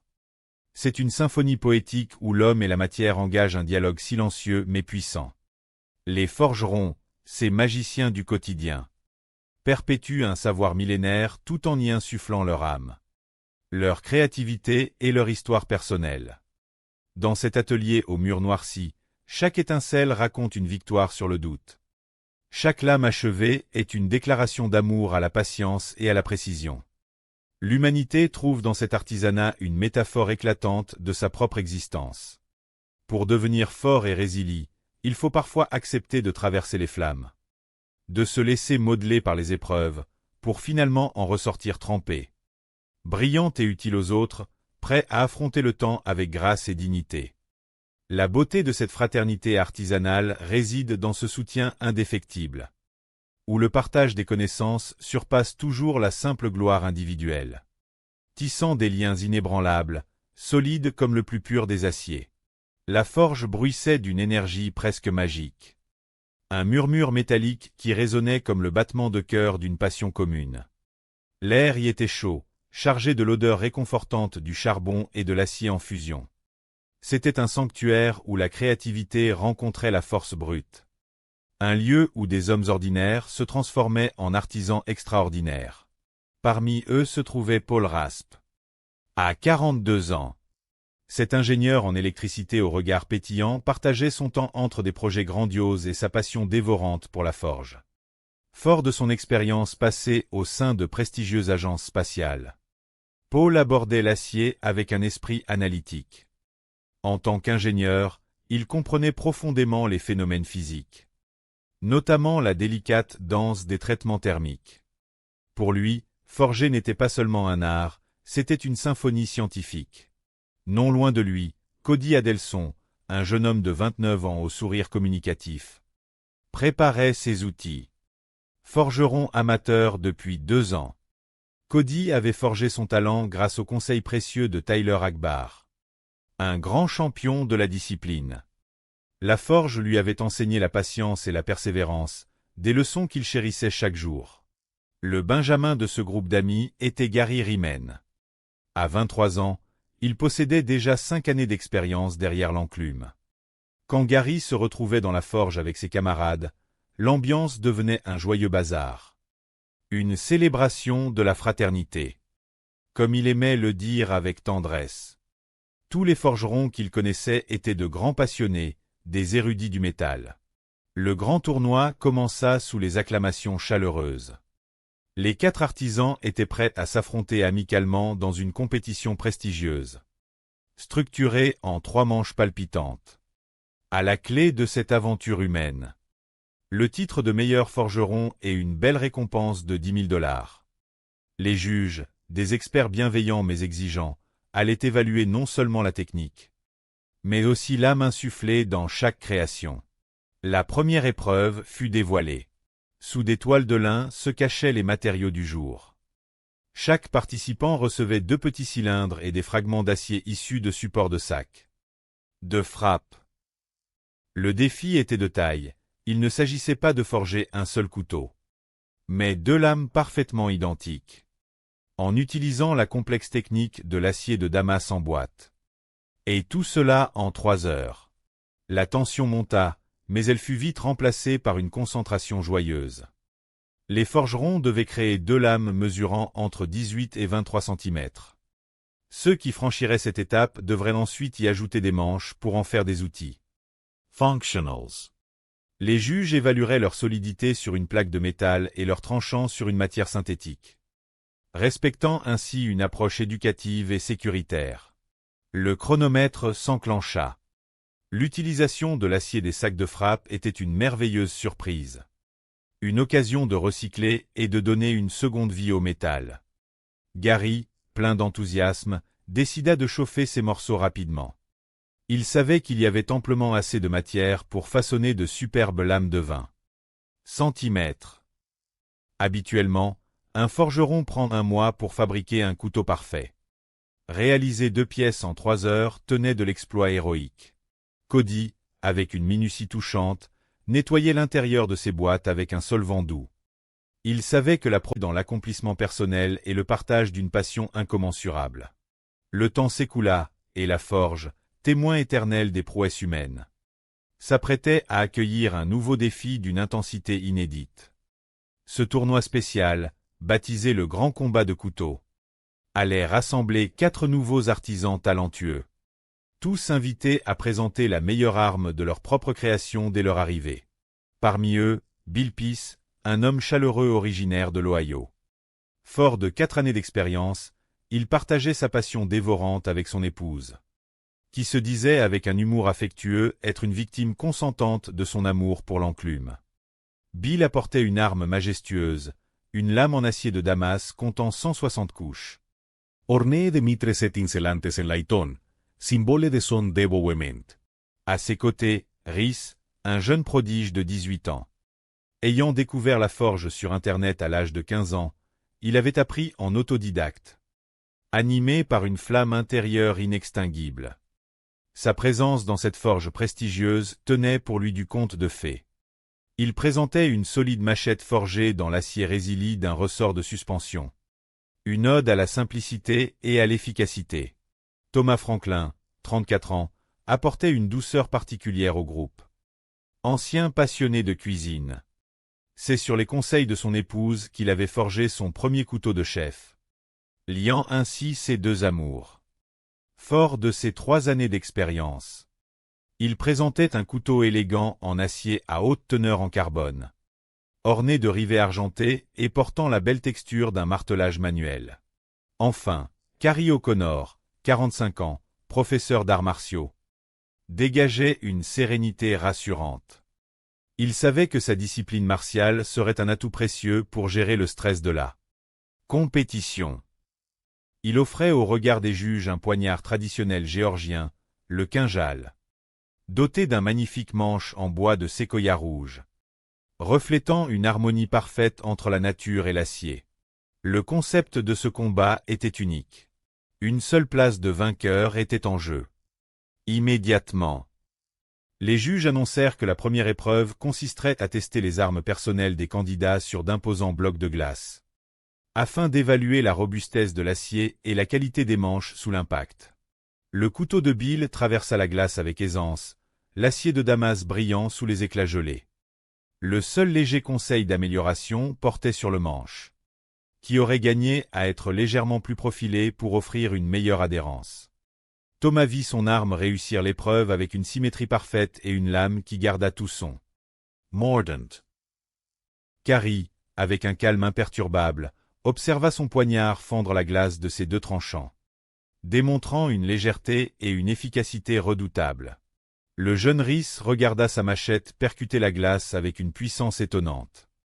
La lame résista merveilleusement bien, mais le manche, façonné pour de plus petites mains, s'avéra un peu trop court et inconfortable lors du choc. Les juges, soulignant l'immense talent du jeune homme, durent malheureusement l'éliminer de la suite du concours. Rhys accepta cette décision avec une maturité impressionnante, remerciant les juges de lui avoir donné sa chance. Il repartit avec un sourire radieux, promettant de forger des manches plus généreux à l'avenir, et impatient de retourner apprendre encore et toujours. Les 3 forgerons restants, Bill, Thomas et Carrie, firent alors face à un défi vertigineux. Ils ne disposaient que de 2 heures pour forger de toutes pièces une dague à pousser. Une arme de défense rapprochée très spécifique. La lame, à double tranchant et pointe centrale, devait mesurer entre 10 et 12 cm. La complexité majeure résidait dans la forme du manche, perpendiculaire à la lame, formant un T parfait pour s'insérer entre les doigts. Et le comble du défi, ils devaient fabriquer cette arme en forgeant eux-mêmes leur acier de Damas. 2 heures pour un tel exploit relevait presque du miracle. Mais l'esprit de la forge ne recule devant rien. Dès le signal, ce fut une véritable course contre la montre, empreinte d'une énergie créatrice folle. Carrie se lança dans la confection d'un Damas torsadé. C'était une technique extrêmement rapide mais périlleuse. La moindre inclusion risquant de provoquer une délamination au cœur de la torsion. Animé par le désir profond de découvrir ses propres limites, il tordit l'acier incandescent avec une dextérité fascinante. Cependant, lorsqu'il dut façonner le raccord entre la lame et le manche perpendiculaire, un léger mouvement de panique l'envahit. Il décida de concevoir une soie cachée et une mitre volumineuse pour bloquer le manche, improvisant avec les moyens du bord pour gagner de précieuses minutes. Thomas, l'ancien cuisinier, naviguait dans cette tempête avec une sérénité étonnante. Habitué au tumulte des cuisines, il savait organiser son temps. Il nettoya méticuleusement son acier, souda son bloc et attendit avec une patience calculée que la chaleur pénètre jusqu'au cœur de la matière. Quand il passa sous le marteau mécanique, son bloc de Damas se comporta de manière exemplaire. Bill, quant à lui, connut un début tumultueux.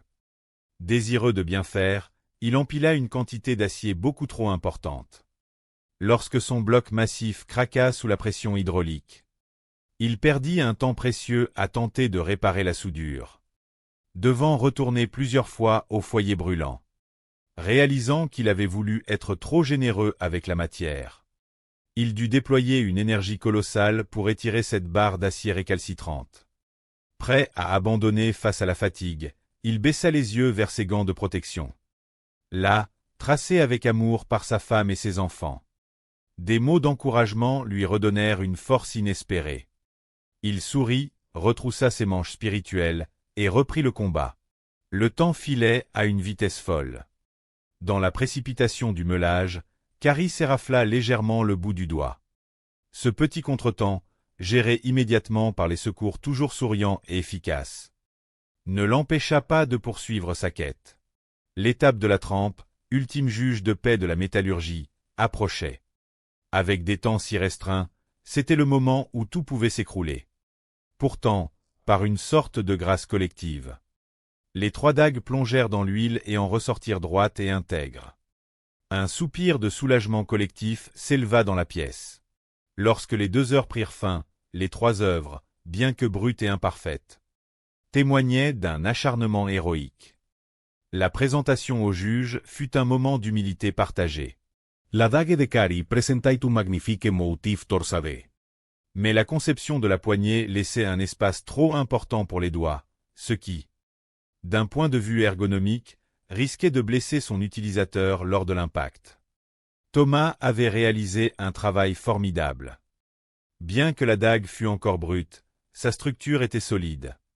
Sa conception intelligente et le travail de l'acier méritaient l'admiration. Le juge avoua même en souriant qu'il adorerait l'emporter dans son propre atelier pour la terminer. Le travail de Bill était solide, mais pris par le manque de temps. Il n'avait pas eu l'occasion de réaliser les biseaux nécessaires pour créer un véritable tranchant.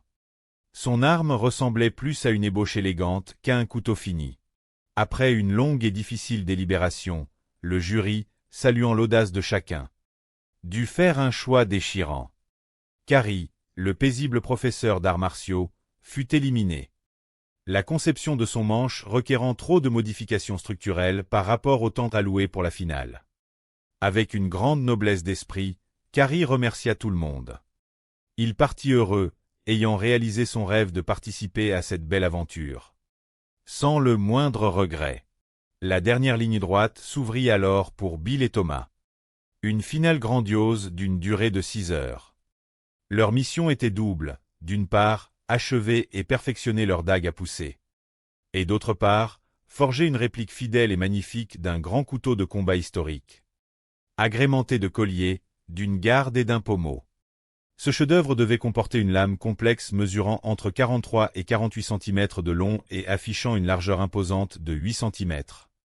Forgé dans une structure composite de damas et d'acier au carbone. Une technique réputée pour sa beauté et sa difficulté, appelée sans mais. Faire tout cela en 6 heures tenait de la grande épopée artisanale. Le chronomètre démarra. L'atelier se transforma en une ruche bourdonnante où chaque seconde valait de l'or. Bill adopta une stratégie de front double. Il commença par préparer simultanément 2 blocs de damas, espérant ainsi gagner du temps sur les temps de chauffe. C'était un pari risqué, car l'attention devait être parfaitement divisée. Mais la soudure initiale se passa merveilleusement bien. En revanche, cela l'empêchait de consacrer du temps à sa petite dague inachevée. Thomas, méthodique, nagèrent courbure sur sa lame. Mais son habileté lui permit de corriger ce petit défaut avec aisance. Tim, prévoyant, pinça ces 2 lames ensemble pendant le meulage pour garantir des profils absolument identiques. Ces trempes se déroulèrent à la perfection, lui arrachant un sourire de pure joie. Gary, bien que tourmenté par sa lame imparfaite, procéda à la trempe. Aucun bruit suspect, aucune fissure ne vint briser son espoir. Il contempla son travail avec affection. Ses lames n'étaient peut-être pas parfaites, mais elles portaient en elles son courage et sa détermination. Paul, avec la prestance d'un homme habitué aux hautes responsabilités, réalisa des trempes sans le moindre défaut majeur. Il meula légèrement ses créations, acceptant avec philosophie que le sort en était jeté. Lorsque le décompte final retentit, signifiant la fin des 3 premières heures, les artisans posèrent leurs outils, épuisés mais fiers. Les juges, experts bienveillants, examinèrent les œuvres avec attention et respect.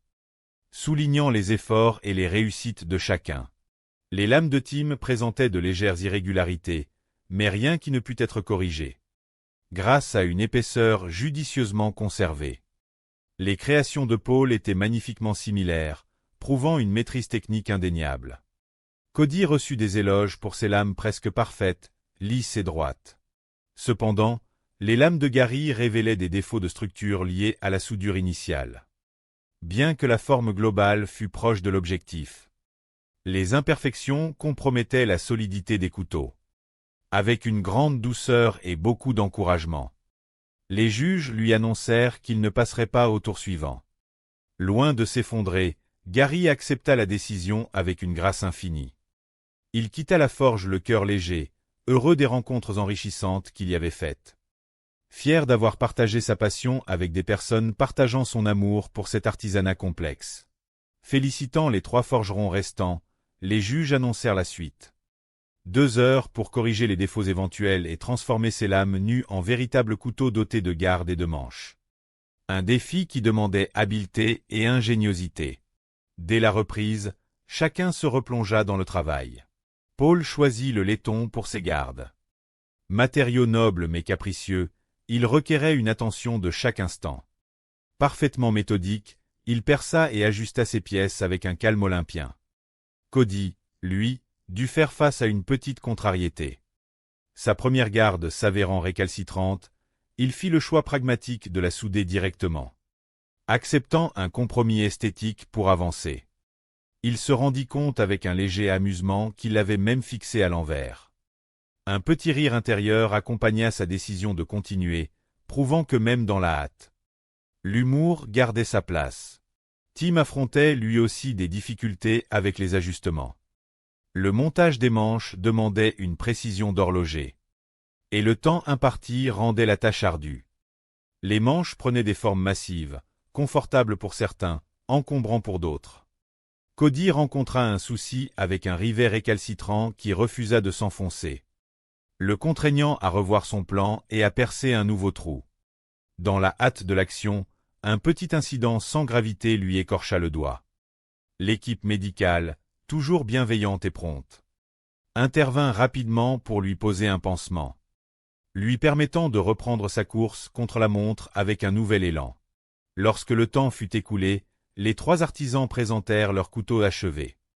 La fierté brillait dans leurs yeux, malgré les imperfections inévitables engendrées par la contrainte de temps.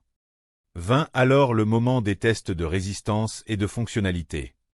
Les juges, armés d'un équipement de protection, mirent les lames à l'épreuve avec une force mesurée. Les couteaux de Tim résistèrent honorablement, bien que l'un d'eux eût perdu un peu de son tranchant. Les manches, jugés trop volumineux et anguleux, manquaient d'ergonomie. Les créations de Paul passèrent les tests avec brio. Ses gardes et ses manches offraient une prise en main solide et sécurisante. Quant à Cody, malgré des arêtes un peu vives sur les manches, ses lames démontrèrent un tranchant redoutable et une excellente durabilité. Le verdict tomba avec la délicatesse habituelle de l'émission. Les manches de Tim, jugées trop inconfortables pour une utilisation prolongée, lui coûtèrent sa place en finale. Tout comme Gary avant lui, Tim quitta l'atelier avec une immense dignité. Il laissa derrière lui une belle leçon de philosophie, affirmant que la victoire n'était qu'éphémère tandis que l'apprentissage était éternel. Il promit de continuer à forger jusqu'à son dernier souffle, symbolisant l'amour inaltérable d'un artisan pour son art. La finale tant attendue opposait désormais Paul et Cody. L'ultime défi les invitait à rentrer chez eux, dans leur propre forge, pour disposer de 4 jours entiers. Leur mission, recréer une arme historique prestigieuse, la 5DA. Cette épée fascinante, prisée par la noblesse du nord de l'Italie au XVe et XVIe siècle, tirait son nom de la largeur de sa lame au niveau de la garde, mesurant environ 5 doigts. Sa lame triangulaire à double tranchant, ornée de multiples gouttières, ou foulons, représentait un chef-d'œuvre de légèreté et d'ingéniosité. Les critères étaient précis. La lame devait mesurer entre 66 et 71 cm. Et arborer 6 gouttières de chaque côté, soit 12 au total. De retour dans l'Illinois. Paul envisagea d'abord de forger son épée en acier de Damas pour se mesurer au talent reconnu de Cody dans ce domaine. Malheureusement, son premier bloc d'acier révéla une fissure irréparable. Plutôt que de céder à la panique, Paul fit preuve d'une merveilleuse adaptabilité. Il abandonna l'idée du Damas pour la lame principale et se tourna vers une plaque d'acier très robuste, se promettant d'atteindre une finition parfaite pour compenser. Il décida tout de même de forger un magnifique bloc de Damas pour la garde et le pommeau, sauvant ainsi la beauté esthétique de son projet. Cody, quant à lui, se lança dans une entreprise ambitieuse. Forger une lame composée de 155 couches d'acier, insérant un noyau rigide pour garantir la solidité. Ses journées furent rythmées par le chant joyeux de l'enclume. Le creusement des 12 foulons fut un exercice de patience et de précision qu'il aborda avec un profond respect pour les artisans d'antan.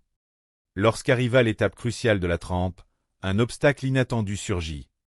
Son four était trop court de quelques centimètres pour accueillir l'épée entière. Faisant preuve d'une créativité remarquable, il construisit une extension de fortune avec de la fibre de verre thermique pour emprisonner la chaleur. La trempe fut un succès total, l'acier chantant sous le refroidissement sans émettre le moindre craquement sinistre.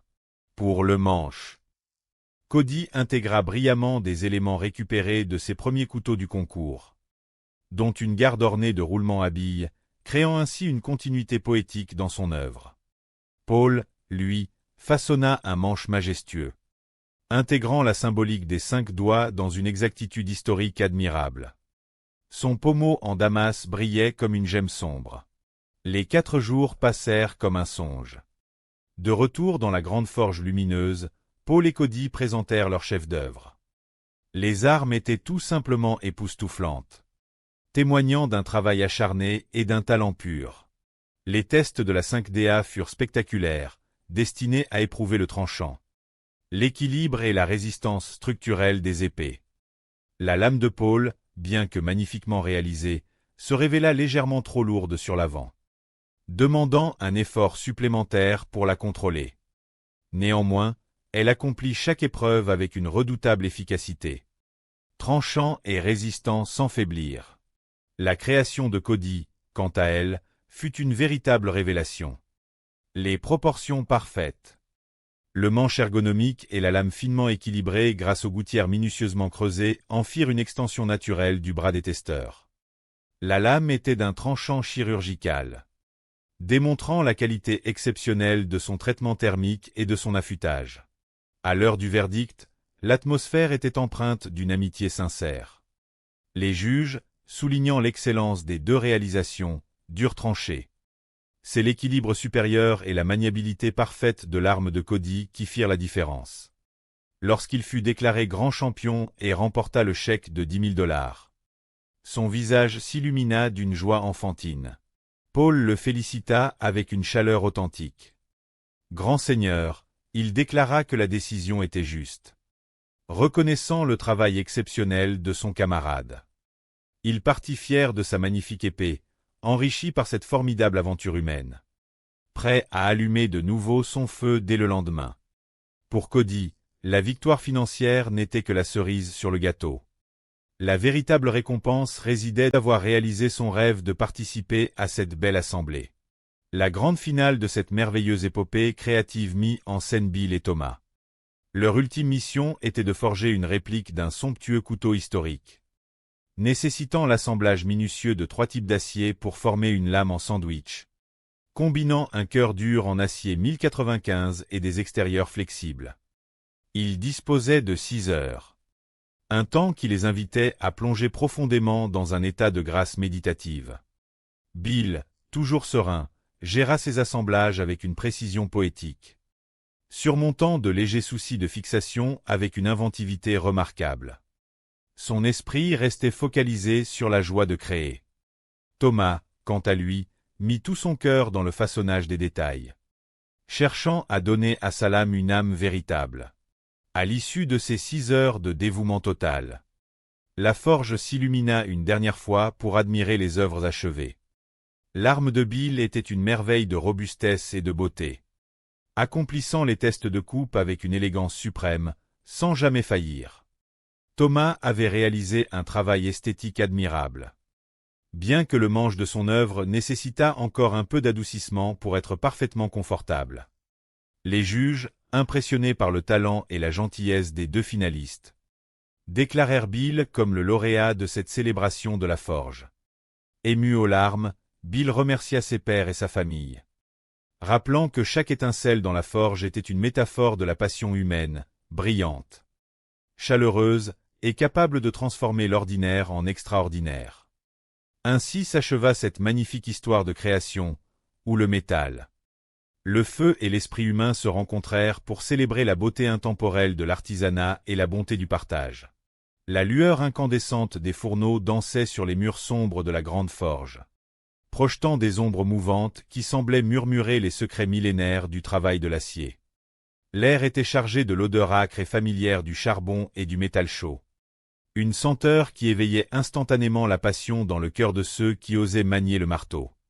C'était un lieu de création, un sanctuaire où les éléments bruts de la terre se transformaient, sous la volonté humaine, en œuvre d'art à la fois belle et utile.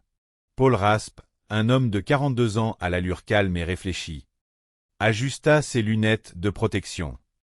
En tant qu'ingénieur électricien ayant consacré une grande partie de sa carrière à travailler pour des agences spatiales prestigieuses, il abordait la forge avec une précision scientifique. Pour lui, la métallurgie n'était pas seulement un art. C'était une danse complexe de phénomènes physiques. Comprendre le traitement thermique de l'acier était une seconde nature, une extension de son esprit analytique. Mais au fond, c'était l'amour du feu et de la création qui l'avait poussé à devenir forgeron amateur. À quelques pas de lui se tenait Cody Adelson. À 29 ans, il rayonnait d'une énergie contagieuse et d'un enthousiasme débordant. Ses 2 années d'expérience en tant que forgeron amateur avaient été intenses, façonnées par les enseignements précieux d'un ancien champion de l'arène. Chaque coup de marteau qu'il donnait était un hommage à la transmission du savoir, une valeur fondamentale dans la communauté des artisans. Gary Riemann, le plus jeune du groupe du haut de ses 23 ans, arborait un sourire malicieux. Avec 5 années de pratique, il représentait la nouvelle génération, celle qui voyait la forge comme un espace de liberté et d'amusement. Pour lui et ses amis, se retrouver autour de l'enclume était une véritable fête. Un joyeux bazar où l'imagination n'avait pas de limite. Il se définissait avec fierté comme un grand passionné. Un esprit curieux fasciné par tout ce qui tranchait. Enfin, Tim, un forgeron à l'expérience solide, complétait ce quatuor. L'atmosphère était empreinte d'une camaraderie chaleureuse. Bien qu'ils fussent sur le point de s'engager dans une compétition relevée, l'esprit qui régnait était celui du respect mutuel et de l'admiration. Ils partageaient tous le même rêve, repousser leurs limites et célébrer cet artisanat ancestral. Le silence se fit lorsque les portes principales s'ouvrirent, laissant entrer les juges. Des figures respectées et bienveillantes, prêtes à guider et à évaluer les artisans avec justice et pédagogie. L'annonce du premier défi résonna dans le vaste atelier, forgé non pas un, mais 2 couteaux identiques en acier de Damas, à partir de boîtes cylindriques contenant des fragments d'acier, et ce, en seulement 3 heures.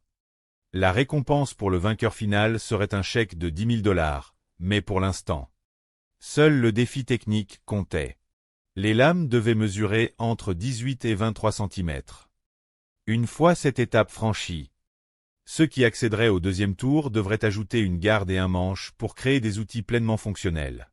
Le compte à rebours commença, et la forge s'anima d'un concert de bruits métalliques, de soufflets soufflant de l'air sur les braises et de rires concentrés. Chaque forgeron découvrit ses matériaux. Il y avait suffisamment d'acier pour forger des lames de 20 cm sans difficulté. L'idée de fabriquer 2 couteaux en si peu de temps était un défi monumental. Habituellement, un forgeron amateur consacre environ 1 mois pour parfaire une seule lame. Mais ici, le temps était compressé, exigeant une efficacité et une clarté d'esprit absolue. Paul sourit, confiant dans sa méthode. Il nettoya méticuleusement l'intérieur de ses boîtes en métal avec un solvant approprié. Une étape cruciale pour assurer une soudure parfaite. Il savait que la moindre impureté pourrait compromettre l'intégrité de l'acier. Il répartit soigneusement les différents morceaux de métal, espérant obtenir une texture homogène et esthétique. Cody, de son côté, préparait son acier avec une joie non dissimulée. L'acier de Damas fabriqué dans une boîte hermétique offrait toujours une part de mystère. Une magie imprévisible qui se révélait seulement sous les coups de la presse. Il saupoudra la poudre d'acier avec délicatesse, s'assurant de combler chaque vide. Car l'air emprisonné était l'ennemi de la solidité. Gary, emporté par son élan de jeunesse et sa confiance, décida de souder son acier directement, sans passer par un nettoyage exhaustif. C'était un pari audacieux, mais son optimisme inébranlable le poussait à suivre son instinct. Il imaginait déjà les motifs complexes qui naîtraient de son audace. Les boîtes furent scellées. Certains choisirent de limer les couvercles pour éviter qu'une pression excessive ne les fasse exploser. Une précaution sage enseignée par des années d'observation. Puis, les récipients métalliques furent confiés à la chaleur incandescente des fours. Le thermomètre virtuel dans l'esprit de chaque artisan grimpait.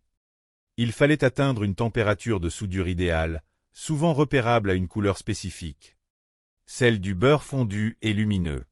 Une fois la température atteinte, le métal devait reposer dans le feu pendant environ 10 minutes supplémentaires, pour s'assurer que la chaleur pénétrait uniformément jusqu'au cœur de la pièce. Tim, le vétéran, observait la couleur de son acier avec une satisfaction sereine. Il sortit sa boîte et la confia à la presse hydraulique. D'un geste mesuré, il appliqua une compression délicate sur les 4 faces. La soudure semblait solide. Cody suivit, faisant preuve d'une grande douceur avec sa première pression. C'était un instant de pure magie où de multiples fragments d'acier devenaient un seul bloc uni. La surprise et le soulagement se lisaient sur son visage lorsqu'il constata que son premier bloc était une réussite totale. Paul travaillait avec une vélocité impressionnante. Toujours concentré, il s'assurait de maintenir une tension constante dans l'acier, martelant et pressant avec une régularité de métronome. Ses gestes fluides démontraient une parfaite maîtrise des machines. Il commença à façonner les pointes, envisageant un design robuste et élégant, idéal pour diverses tâches utilitaires. Gary, cependant, rencontra un obstacle. Sa deuxième pièce ne réagissait pas comme prévu. Une fine ligne révélait qu'une section de la soudure n'avait pas tenu, probablement due à une impureté. La déception traversa brièvement son esprit, mais sa résilience prit le dessus. Il refusa de céder au découragement. Remplissant les espaces vides du mieux qu'il pouvait, il décida de continuer, privilégiant l'achèvement de la lame à la perfection absolue. Son objectif premier restait de terminer, honorant ainsi le temps et l'énergie investis. Le temps filait, il ne restait plus que 60 minutes. Les forgerons s'attelèrent à la création des soies, les parties des lames qui s'inséreraient dans les futures manches. L'atmosphère, bien que studieuse, restait légère.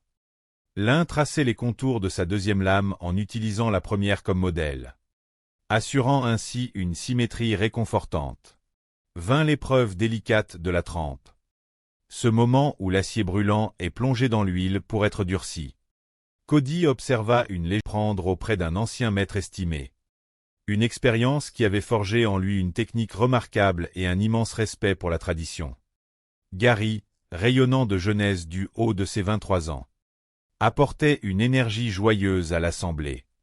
Pour lui, la forge était avant tout un lieu de partage, un espace merveilleux où lui et ses amis, tous de grands passionnés, laissaient libre cours à leur imagination débordante. Tim complétait ce groupe exceptionnel, un artisan au cœur noble, toujours prêt à échanger des sourires et des conseils avec ses pairs. Le maître de cérémonie, une figure paternelle et encourageante, accueillit chaleureusement les participants. Il annonça avec bienveillance que cette rencontre amicale se déroulerait en 3 étapes enrichissantes, à l'issue desquelles l'artisan le plus méritant recevrait une bourse de 10 000 $ pour soutenir ses futurs projets créatifs. Les juges, des experts reconnus pour leur sagesse et leur gentillesse, observeraient chaque geste avec admiration. Le premier défi de cette belle journée consistait à forger 2 lames identiques en utilisant la méthode fascinante de l'acier d'amas en boîte. Les artisans disposaient de 3 heures pour accomplir cette prouesse technique, en utilisant des fragments d'acier récupérés pour leur donner une nouvelle vie noble.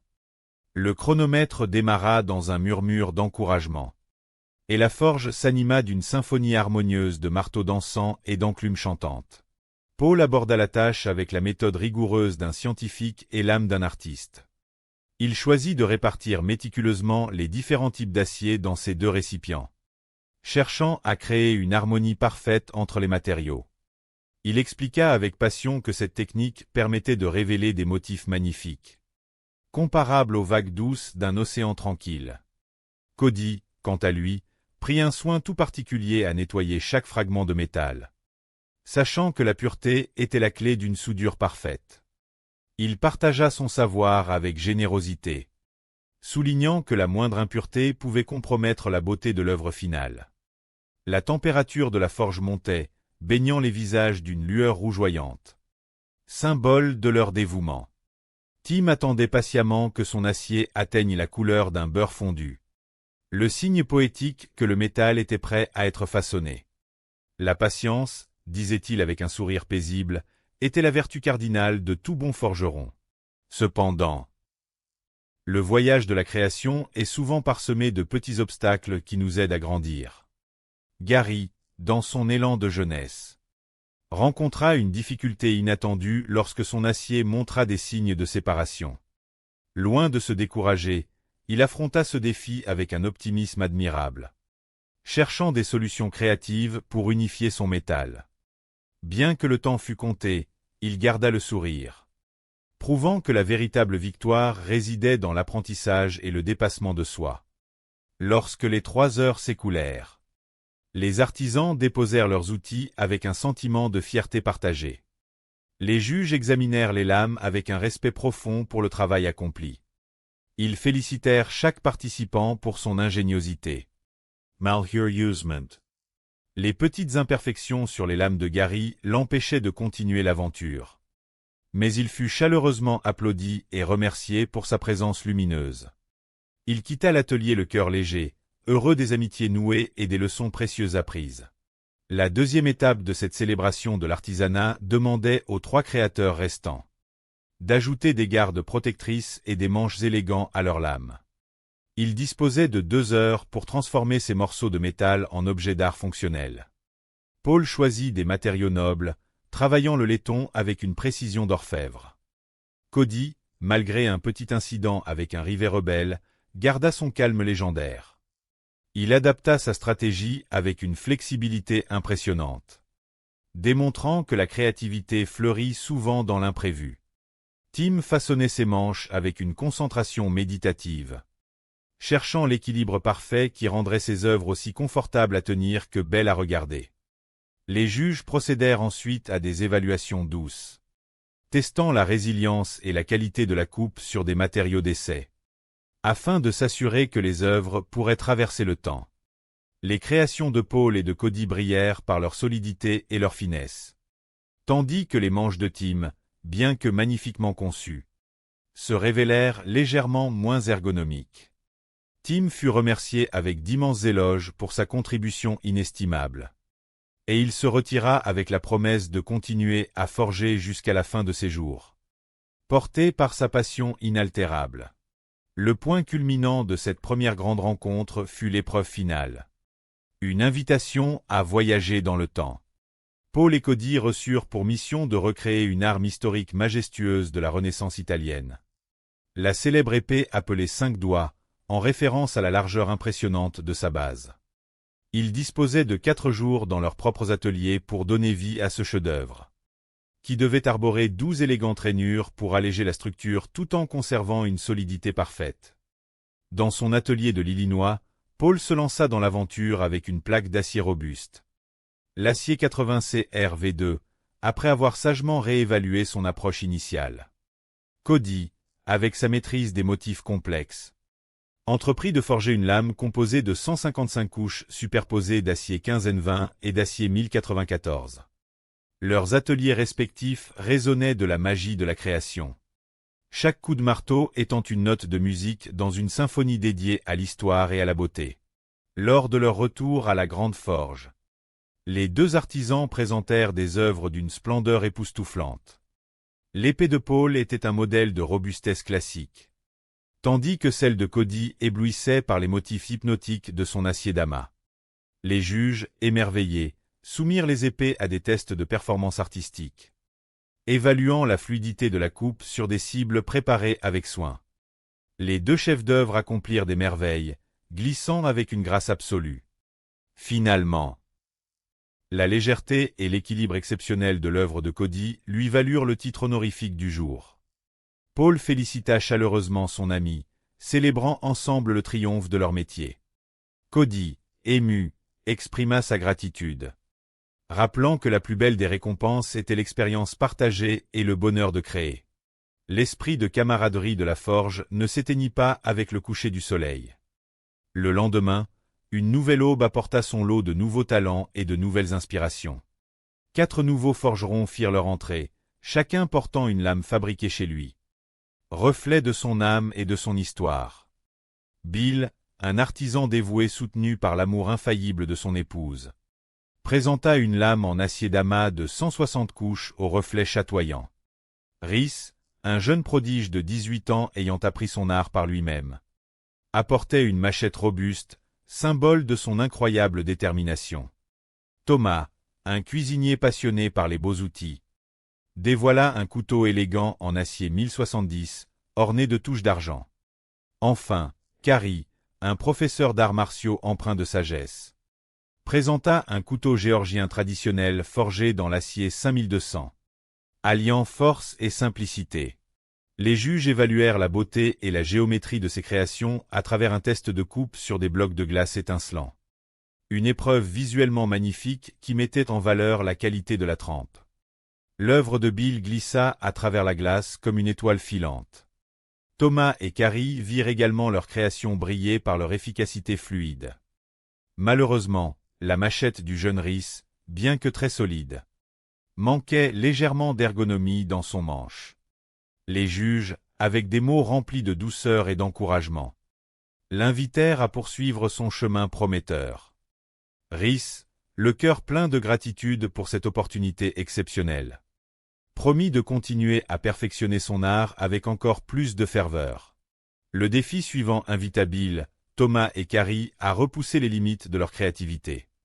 Ils disposaient de 2 heures pour concevoir un couteau de poussée, une pièce d'artisanat délicate nécessitant une prise en main parfaite.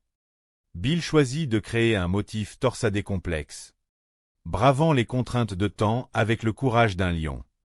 Thomas, puisant dans son amour de la précision, travailla avec une cadence harmonieuse. Carrie se lança également dans l'aventure des torsades. Mais la gestion du temps devint un partenaire de danse exigeant. Dans un esprit de fraternité, les artisans s'encourageaient mutuellement, partageant des sourires complices malgré la concentration intense. Lorsque le temps imparti toucha à sa fin, les juges examinèrent les progrès réalisés. Le travail minutieux de Carrie fut loué pour son audace. Mais son manche nécessitait encore beaucoup de raffinement. Il fut invité à se retirer, ce qu'il fit avec une immense reconnaissance pour cette aventure humaine inoubliable. Heureux